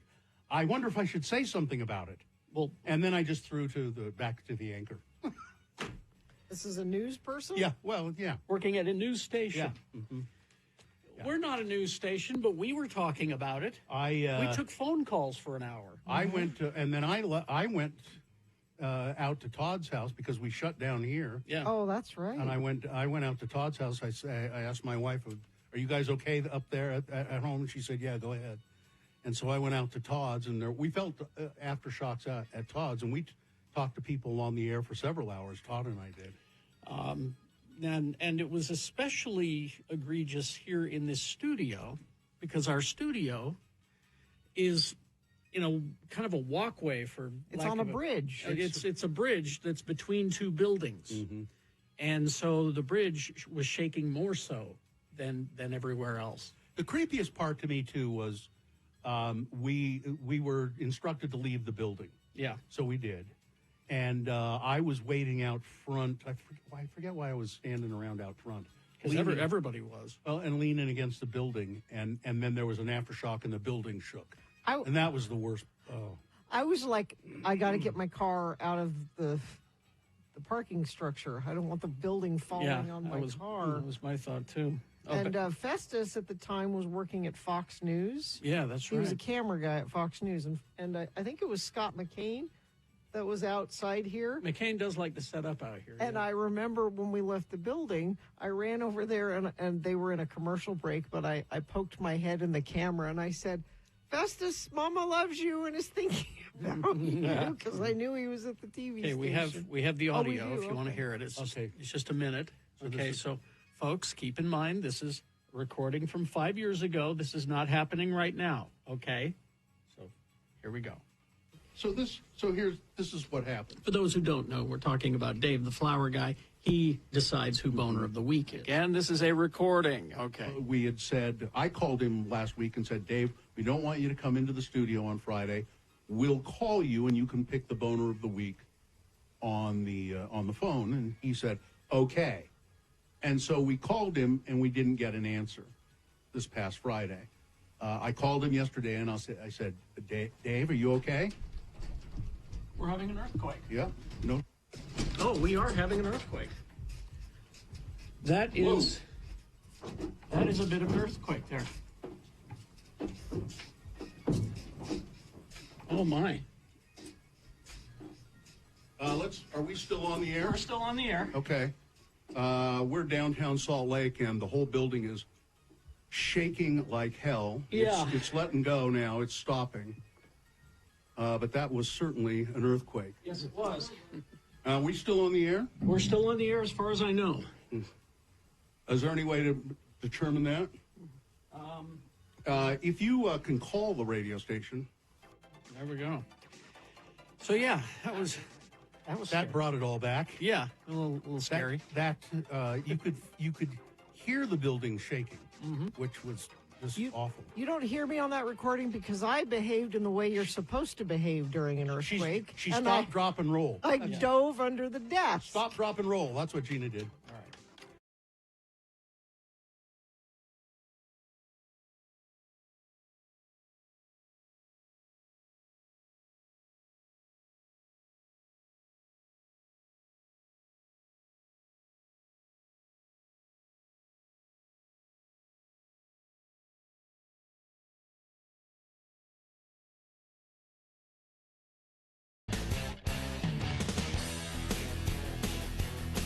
All right, 9:21. Apparently that fish thing. Yes. Our people in the chat room are smart. Mm-hmm. It's called taiyaki, and the place I went to is it's Meat Fresh is what it's called, and it's in that Chinatown. Taiyaki is a popular Japanese fish-shaped pastry with a crispy exterior and a soft cake-like interior, traditionally filled with sweet red bean paste, but which is called ariko. But now they do other things too. They fill them with chocolate or custard or things like that. It sounds delicious, doesn't it? I should have had one of those. So that's what it is. Fish-shaped dessert. Okay, all right. I will rethink my stance on fish-shaped It's desserts. just shaped. It's not flavored. Okay. How do you feel about sweet red bean paste? Beans shouldn't be Beans sweet. shouldn't be beans shouldn't be dessert. Have you never had sweet red beans? They're No. really good. Very good. All right. Let's get some big boy news going here, shall we? Brought to you by... This weekend at Broadway Center Cinemas, Quentin Tarantino's Kill Bill 1 and 2, The Whole Bloody Affair, opens Friday with both Kill Bills combined into a revenge epic featuring a new animated sequence and intermission. Don't miss out. Get tickets at slfstix.org. I think this is really funny. In another case of it must be wild to be Macaulay Culkin, the actor revealed that his own kids don't know that he plays Kevin McAllister in the Home Alone film series. The revelation came as Culkin, who was in the midst of his career spanning a nostalgic night with Macaulay Culkin tour, celebrating the 35th anniversary of Home Alone, appearing on the podcast On Film with Kevin McCarthy. Culkin shares that his children, 4-year-old Dakota and 3-year-old Carson, are entirely clueless that Daddy Dearest is cinema's most enduring rapscallion. They have no idea it's me, Culkin said. They watch Home Alone and they go, "That's Kevin." 2 days ago, my oldest wanted to see pictures of me and my siblings, Culkin said, and I pulled out an old family photo, and he looked directly at me and he goes, "Hey, that kid looks like Kevin. Who's that?" And I said, "That's me." And I kind of just waiting for the other shoe to drop, and he's like, "Oh, well, anyway." And I was like, "Okay, cool." And he says, "I think they'll figure it out someday, but I'm not going to just tell them. I think it's funny that they don't know." He thinks he thinks Kevin is in the picture and not me. Johnny Cash, the estate of the estate of Johnny Cash has filed a lawsuit against the Coca-Cola Company, claiming that they unlawfully exploited the singer's voice in a television commercial released this fall. It's reported that the complaint was filed in Tennessee in November and centers around the use of a singer and original song that bears a remarkable resemblance to Cash's own voice and musical sound. Cash's estate claims that Coca-Cola did not ask permission before publishing its ad campaign and that the company knowingly tricked viewers into believing that the song the song in the ad was sung by Johnny Cash. I'd like to hear it, so see if I could see how close it is.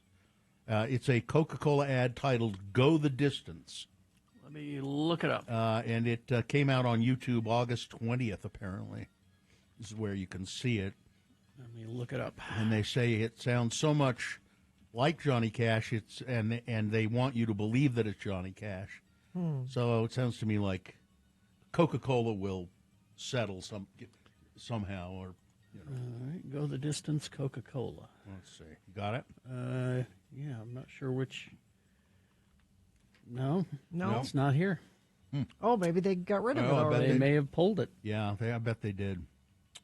Let's see. Well, this is a kind of a solemn story, but it's been a particularly messy past few months for the band Cradle of Filth. It has been rough. Yeah. In August, There, Cradle of Filth. spouses Merrick Ascock, Smyrda, and Zoe Fedorov announced that they were leaving the extreme metal band over, quote, foolish clown antics from frontman Danny Filth. We've had enough of you, Danny Filth. And your clownish antics. He says they accuse him of unprofessional behavior from manager Des LaFair, or affair, a toxic work environment, and psychopathic session contracts. Danny Filth has denied those allegations with a lengthy statement where he divulged a lot of personal details about his now ex-bandmates. He later followed that up with another statement apologizing for airing out that dirty, or if you will, filthy laundry, but insisted again that the accusations of theft and exploitation were false and damaging. And now, Cradle of Filth is heading to court. Oh, I know. Over the summer, the Wiggles were sued by former. If we go from Cradle of Filth to the Wiggles, yes, were sued by former CEO, and the Blue Wiggle was accused of financial misconduct. Now, the children's music group are embroiled in some more controversy following a since-deleted video that promoted a new song called Ecstasy. Blue Wiggle Anthony Field and his nephew Dominic Field, a.k.a. the Wiggles character, the Tree of Wisdom, were... There he is at x96.com/live. He looks wise, doesn't he? He's the Tree of Wisdom. They were featured in a clip for Ecstasy by Kelly Holiday, the solo project of Peking Duck's Adam Hyde. The chorus goes, "Hey girl, come on, dance with me, you and your pocket full of ecstasy." The video was shared shortly after the Wiggles joined Holiday on stage at the TikTok Awards on Wednesday, November 26th, for a performance of his single, Dancing 2. Now a spokesperson for the Wiggles shared a statement from the group that says, "The group does not condone the use of drugs in any form." People are accusing... Because of that line, they're accusing the Wiggles of using ecstasy or promoting the use of ecstasy. Wow. Which I believe somebody wrote that line without giving it a bit of thought. A pocket full of ecstasy. You're happy. Yeah. That's what that means. Yeah, I found the Coke ad. Okay. Texter got it into us. Yep. Fire inside, this heart's a drum. I won't subside. Against the odds, I'll rise again. That doesn't sound It doesn't sound like Johnny Cash to me. What is this selling? How is this selling Coke? It's just, you're... It's a feeling, Bill. It's a vibe. Yeah. Okay. It does not sound like Johnny Cash to me. It's been decades since Home Improvement ended. Not long enough, as far as I'm concerned. Yeah. But Tim Allen's iconic grunt lives on. Now he's sharing what and who inspired it. While appearing on The Tonight Show with Jimmy Fallon, he told Jimmy Fallon about a viral moment involving his famed grunt. Earlier this year, a TikTok user went viral after asking her Hinge matches to send her their best impressions of Tim Allen's grunt, sharing some of them online. Allen not only reacted to some of the impressions, but also shared some fun insight into how he developed the character Tim the Toolman Taylor's signature reaction. It's odd hearing them back to back, Fallon said of the dating app submissions after playing several from the video. Well, it's horrible hearing them back to back, actually, Tim said, because it's not that difficult to do. He gathered the inspiration for the now iconic grunt from men around him following a conversation with Night Moves rocker Bob Seger. What? He said, "I was talking to Bob Seger. He saw me in concert, and he said, 'You put butts in the seats. You own it. You got to get a hook or something that people remember.'" After Seger's advice, Allen began doing corporate gigs for audiences composed of a bunch of drunk guys eating steaks. That's who loves And that's Tim who Allen. likes the grunt. Yeah. And he said, I did it one day, and I realized I'd hit upon what Bob Seger was talking about. I actively avoid anything Tim Allen, except for Toy Story. Oh, and no. That kind of doesn't count. And Galaxy Quest. And Galaxy Quest, yeah. Ace Frehley's final resting place has been revealed via photos and videos of his grave marker. Ace died in October at the age of 74 after a fall in his home in his home studio. He was buried at Woodlawn Cemetery in his hometown of the Bronx. Frehley suffered multiple skull fractures and a brain bleed. He was placed on a ventilator but showed no signs of improvement, and so they decided to pull the plug. And I think the pictures of the grave, they find it. Sometimes it takes a little time to get a grave marker made. Yeah, so got a chisel. Yeah, so it's finally been made, and it's very simple. Yeah. So there you go. Nothing special. Weather. Let's see. Currently, it is 30 degrees. Only going to get about 9 degrees warmer today. Sunny, though, and should be pretty good air quality today. High of 39. Overnight low 27. Next storm looks like the possibility of coming through Tuesday. Rain, snow mix, depending on where you are. High of 43. Well, then it looks like we got another one coming through on Thursday. So hopefully a pattern that gets those ski resorts open this week. I bet you'll see more of that happening as the week goes on. Thank you. Mm-hmm. Yeah, you listen to radio from. We can talk about food. Sure, always. That's, What was your food? Well, just the Dom's Burgers was really cool. Then there's a place in there in the Woodbine Food Hall called Deadpan Sandwich, which looked really good. Yeah. That's the problem with a food hall, though. Yeah. You go in there and you go, what do I? But how do I choose? What can I do? They had a ramen place. They had pizza place. Korean fried chicken. Yep. And those cookies. Now, tell me about those cookies, because I just sort of glanced at them on the way out. It's Polynesian owned. They have two locations. They have that one and one in Honolulu. Really? What's it called? Chunky and Co. Chunky and Co. Yeah. But it's cookies. They make all kinds of wonderful, great big cookies. If you don't want to buy the corporate chain cookie, these guys are local. So I was pretty impressed with the I've been to the other food hall, the one in the Gateway. What's that? Hall Pass. Yeah. That one's a little too frantic for me. It's been a while since I've been there. There's but a it lot, was very packed. A lot of when I showed noise, up. a lot of and real, they're going to make it an experience, by God. No, it's good, but it's like a high quality food court, right? Well, I mean, it's the same. Woodbine seemed. Now it was early in the day. It was like 5:30 in the so there weren't a lot of people there. I'm sure it gets very busy. Lunchtime, it gets it's hard to find parking. Yeah. But it seemed to have a more laid back atmosphere. A little more, They're trying really hard to make a food hall up into my neck of the woods where Granados was. And Granados is still there, but they just don't have a full store anymore. They've taken that whole area and turned it into a food hall. Is it in where the grocery store and all that?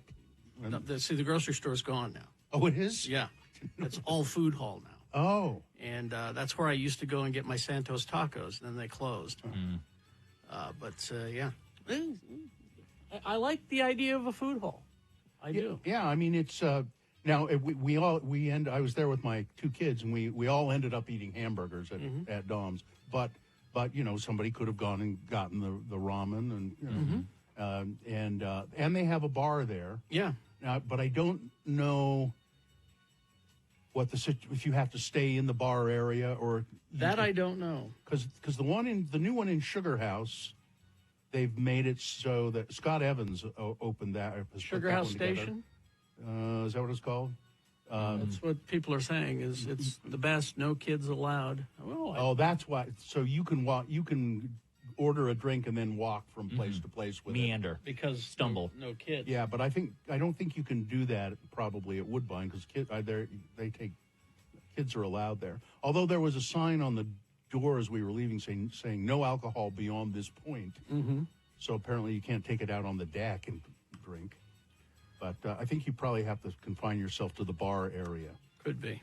But all of the stuff looked really good. I like the vibe of it too. Just the decor. It's an old warehouse, and it's just. I love the idea of a food hall because it's local. Mm-hmm. You know, local businesses. Rarely do you see a massive national chain in there, in the food halls.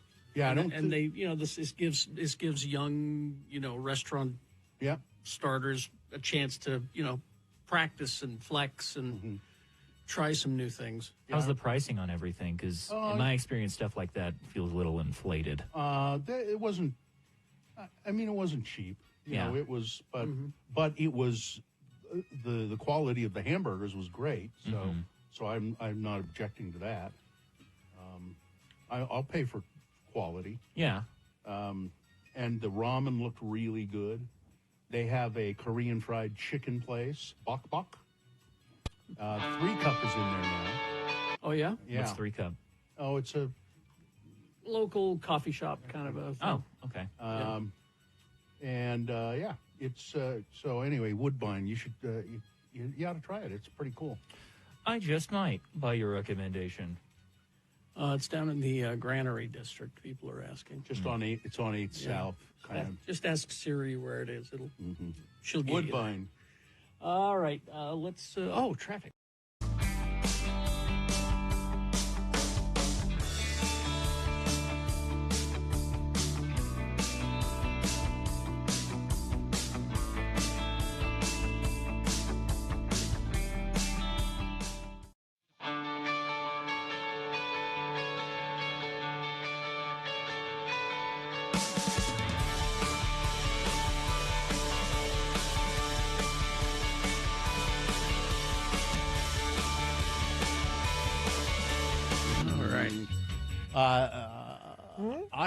I actually have 2 emails of interest. Oh, really? Yeah. A double. Double? From 2 different people. Can you do that? I don't know. Yeah. Sorry, I don't have the music ready. I'm That's sorry. okay. That's okay. Email of interest. There That's you good go. enough. All right. Okay. This one begins. I've had this for a few days. At a time when the world feels like it's on fire and everyone sucks, it's become one big toxic melting pot of hate, division, and has a tinge of orange. Yep. I wanted to take the time to tell you guys just how much you've meant and continue to mean to me and a whole lot of other people. Growing up gay in Utah County, I didn't always feel like I had people that understood me or simply didn't care about that. People that shared some of the same values, and you made me feel like I was worth something and that things would get better and that I wasn't simply some sinner or dirty word. Over the years, my love for you guys has only grown. And recently, I've come upon some hard times, losing a job that I love, followed by my housing. But listening to you has made me feel like it will all work out. And during the times when I'm mentally at my breaking point, I know I can always just tune in and listen to my friends, the Lords of Morning Radio. The way you manage to care about your community and shine a light on local issues is commendable. You continue to fight for what's right while being able to remain being an adult and not simply spew hate because somebody disagrees with you. I love your passion with your heart. Thank you all for the years and memories. I love you all dearly, and I hope you have a great holiday. Oh, that's nice. That is nice. And thank you very much. That's from Leland. Thanks, Leland. And then I just saw this other email this morning. Good morning, Lords. I saw this today, and I thought you and the other listeners might find it interesting. The Economist, you know that magazine, The Economist? Yes. Has created a new word last year to describe our new form of government. It's kakistocracy. Kakistocracy. Okay. Which means government by the worst, least qualified, and most unscrupulous people. Yep. Now you need to know The Economist is a pretty conservative it's not publication. Woke. Yeah, it's far from woke. It's 100 years old or more, 120 years old. And says, I look forward to listening to you every morning. Thank you so much for being one of the few media outlets in Utah that aren't scared to go up against the status quo and for providing some levity into today's very odd and catastrophic times. That's from Carrie B. Carrie B., thank you. Kakistocracy, I like that. It just seems right, doesn't it? Kakistocracy. Yes. And so there you are. Those are a couple of emails of interest. You mean email of interest. If you want to send us such things, you can do that at radiofromhell@x96.com. Yeah. We've got a couple of minutes here. We should probably talk about Wednesday. Yeah. Yeah, so we're going to be, so it's the Road to the Road Home starts Wednesday. We're going to be at Ken Garff Chevrolet in American Fork, 548 East, 10th South in American Fork. And every Wednesday until we do our big Road Home broadcast, we're coming to you to make it easier to donate. And so you can join us. Just stop by. Bring, there's a whole list of things on our website that Blankets, they need coats, at the road home. Shoes, hats, gloves, warm stuff, all ages, all sizes. Looking for all of that kind of stuff. Towels. We are going to Utah County. Yeah, so. towels. Bring Towels. This is, of course, all leading up to our big broadcast, which we'll be doing on the 18th and 19th. But we try to make it easy because folks all across the Wasatch Front want to help. So we come to you. Now, if you can't come on Wednesday, all Rocky Mountain Chevy dealers are accepting your donations all for the next 3 weeks. So it doesn't have to be when we're there, but we would like to see you. Sure. Yep. So join us Wednesday at Ken Garff Chevrolet in American Fork. But just bear in mind, the need is greater than ever. And all that information is at x96.com. Now, you can also, there's a link there that you can make a cash donation, money donation. Just right, as big red button says donate. Maybe right now think, I'm going to get busy, I might not get around to donating. You could do that right now. You can do that now and forget about it. You don't have to worry about it if you do it right now. And don't forget that the match will be Sometimes people feel like if they do it too soon, it won't be a match. Exactly. They feel like they need to wait because we talk about the match during the radiothon. No. No, the match will apply to everything they've gained, everything they've brought in to that point. There you go. So x96.com is where you can go to get all that information, everything you need. All right. Let's take a break and play a song and crawl towards the exit, shall we? Coming up, Zero Res. So you had people over for Thanksgiving. They didn't take their shoes off, did they? No. They said, do you want me to take my shoes off? And you didn't want to be rude. And you're like, no, it's fine. You can leave them on. And the reason you felt like that was fine is because you're like, I'll just call Zero Res next week and we'll get this taken care of. Zero Res Carpet and Air Duct Cleaning is extending their Black Friday savings so your home can sparkle. Zero Res cleans your home the right way with no harsh chemicals, faster drying times, completely safe for kids and pets. And right now you can get 3 rooms cleaned for just $119, plus a free hallway when you mention X96. If you missed Black Friday, now's your chance to save, but only for a few more days. Call 866-0RES or go to zerores.com. It's spelled the same forward or backward. Zero Res, the right way to clean. I think people like Marjorie Taylor Greene and others of her ilk would call me just a sissy or a fraidy cat. Well, a woke scaredy cat. They would. A COVID coward. Yes. Are you a COVID coward, Bill? I am a COVID coward. How can we tell? Well, so we have masks at our house. Sure. Yes. I usually have a couple in the car. Sure. Yes. I have 2 or 3 at my desk. I have 1 in my bag. Isn't that proof enough? That's proof right there. That I'm a coward, a COVID coward.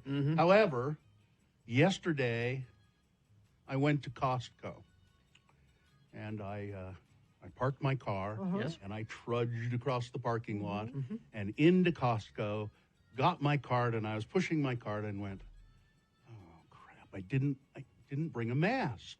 I always wear a mask when I go to places Costco's like a good that. place to do that. And it wasn't very busy, and I thought, maybe I can't. I just can't. And I didn't want to walk clear back to the car because walking's not my friend. But I knew where the masks were being sold in Costco. You bought a mask. And no, not a mask. I went directly to the pharmacy area. There's 50 masks in a box. I bought the box. We already have a box of 50 at home. But I bought the box and opened it up and took a mask out to wear while I was shopping, and then I paid for the. Don't apologize for being cautious. That was being. I think that's being really cowardly. Way to live your life, living in fear, sheeple. As I walked around Costco with my new mask on, brand spanking. Did it have that new mask smell? It didn't have the stink of my breath smell that the other ones have. You know how they kind of get stinky. Don't sneeze in them. That's what I've learned. Although one thing is nice about that is that if you are around people and you have garlic breath or something, it doesn't matter because it won't get through the mask. They won't know. What else did you get at Costco? Well, that is interesting that you say that. As I walked around Costco, and we have here in Salt Lake, the Costco on 3rd West and 17 South is the world's largest Costco, and we don't sell alcohol there. Nope. Yeah, and Costco, I think I've heard in America, sells more wine and alcohol than any other entity in the country. They've got a great selection. Even their store brand is good stuff. So as I walk around Costco, it's cavernous. Yeah. It's huge. And I don't go there very often, so I don't know where some things are. You have to wander? Yeah. And I end up just walking up and down so I have a list from my wife of things that we need from Costco. And so we need pita bread and we need pot stickers, but only if they're on sale. Well, yeah. And sliced turkey and mango smoothie and just a couple of, not a lot of stuff, some Brussels sprouts. This was a pretty modest shopping experience at Costco. Although then I had in my cart a box of 50 masks. And again, we have a box of 50 masks at home. Okay. They don't go bad. It's 100 masks. They don't go bad. And then bring some here. We can use them here. And then I'm okay. And then I'll wander along and I'll go V8 juice. That's right. I need some V8. Did you hit your head and go? I should have had a V. I'm going to have a V8. And then I went cottage cheese. I haven't had any cottage cheese for a long time. I'll get some cottage cheese. You were impulse buying. Yes, and I was hungry, part of the reason. Yep. And then I saw a gigantic bag of prunes, although it said dried plums on it. They're Sunsweet, Sunsweet dried plums. They are two different things. Are they? Yes. My dad grew up on a prune farm, Bill. I know. Oh. I've heard tales of. You tell me the difference. He's a plum purist. Tell me the difference. Because as I recall, it was an advertising difference. They had a hard time selling prunes to people, so they changed the name to dried plums. Anyway, I bought a whole bag.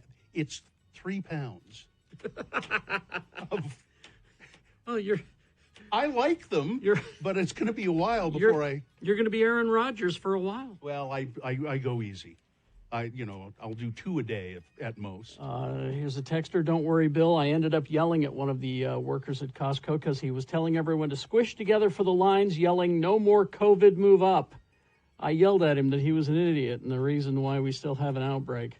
And one nice thing at Costco, too, and I always look for him when I go there. There's a guy that works there, and all he does is collect carts. Yep. Kenny. Yeah. It's Kenny, and I think he's from New York. He always spots us. Yeah. And I hadn't seen Kenny for a long time, but I met Kenny at Costco. He's from New York. He found our show, and he loves our show. But this is my encounters with Kenny every time. Kenny! Bill, how's it going? Good. How's the radio? Good. How's the family, Bill? Good. Have a great day. Yeah, that's it. That's Kenny. Yeah, I like Kenny. Yes. So prunes. Yes. Yes. So there are many varieties of plums. Of course. Okay. Not all of them can be made into prunes. There's a specific variety of plum that can be a prune. Okay, that's fine. So not all plums are prunes. Correct. No, not all. Not all plums are prunes. Right. There are many varieties of plums. Only certain ones can be made. Only certain ones. Only certain ones can be prunes. Yes. Okay. Or perhaps dried plums. Yes. So dried plums and prunes are the same thing. It really was. It was the national or the California Prune Board who said people aren't buying enough prunes, and we think they got a bad rap. Let's change it to dried plums. People love dried fruit. Let's change it to dry. They're prunes. They're prunes. And my wife did say, I've seen a lot of recipes lately for like chicken with prunes cooked, and pork with. So I'm going to try some of that. You're going to be all Aaron Rodgers in the bathroom now. No, I go easy. I know my limit when it comes to prunes. Excuse me, dried plums. See, COVID coward, you were calling yourself. Yeah. Sue and I went to this baby shower on the weekend, and we pull up to the house, and there's a lot of cars. Mm-hmm. And I got nervous. You know it's going to be crowded. She said, "We can't." These are my friends. Everything will be fine. And I said, "Okay, great." And then I'm walking up, and one of the cars had a Trump bumper sticker on it. I turned around, and I said, "We're not going in. We're not going in. I'm sorry." Did she? She said, "No, you're going in." And you did go in. And I did go in, and I went downstairs where no one else was, and I hid down there. But you had a mask too, right? No, I was not allowed to bring in a mask. Oh. Did you identify who was the owner of the Trump car? I have a feeling. I don't think you'd want to really try to find him. Didn't want to try to find him, but I have a feeling I know who it is.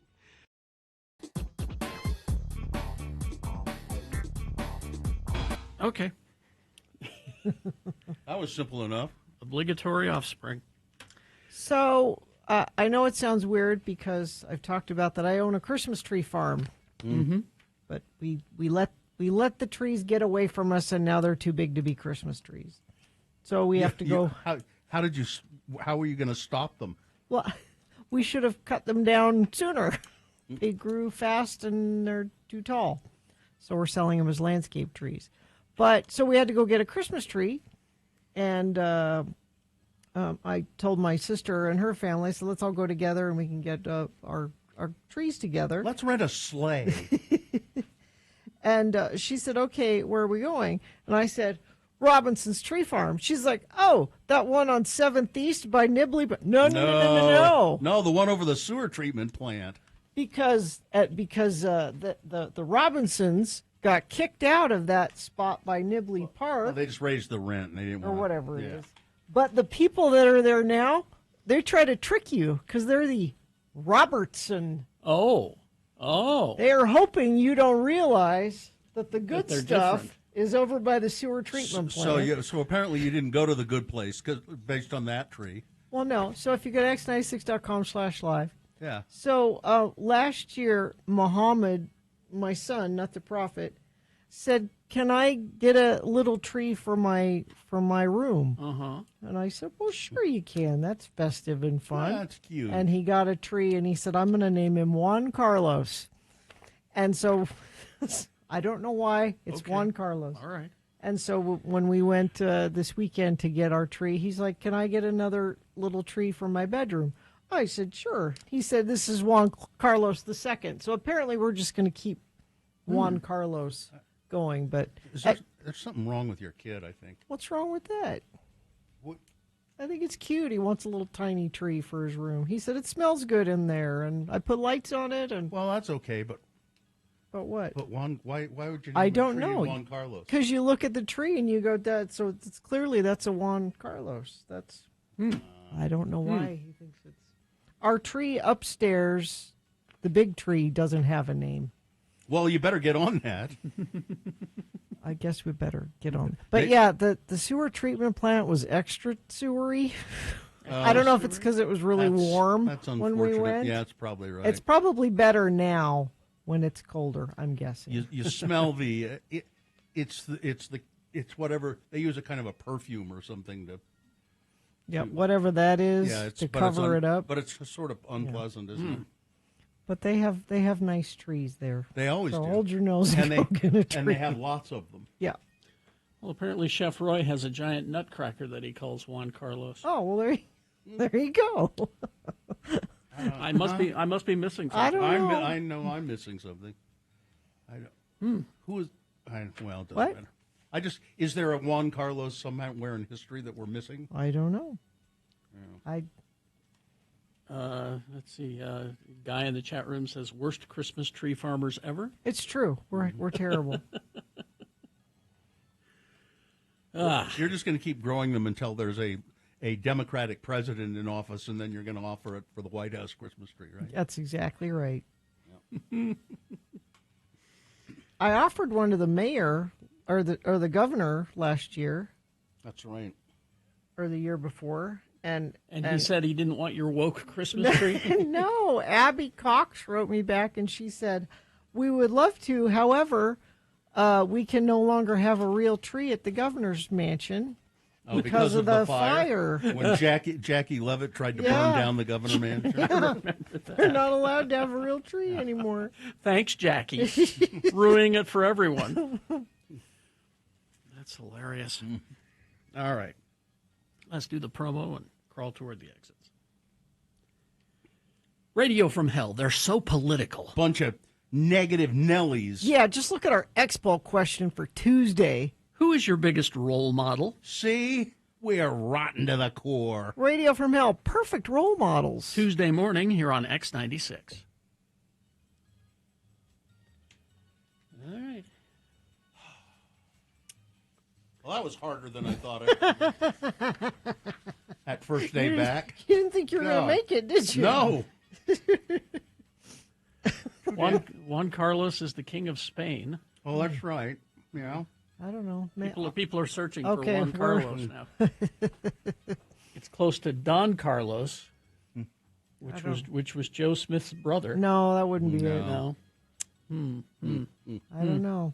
I don't know why. I don't know that there's a reason. I think he just looked at it and said, "You know what? You look like a Juan Carlos." I think that's you all. Strike me as a Juan Carlos. All right. I think we got everything right. Yeah. Fine job as always, Katie. Live long and prosper, bitches. Don't you know who I am? Dessert should be fish shaped. Nick is next.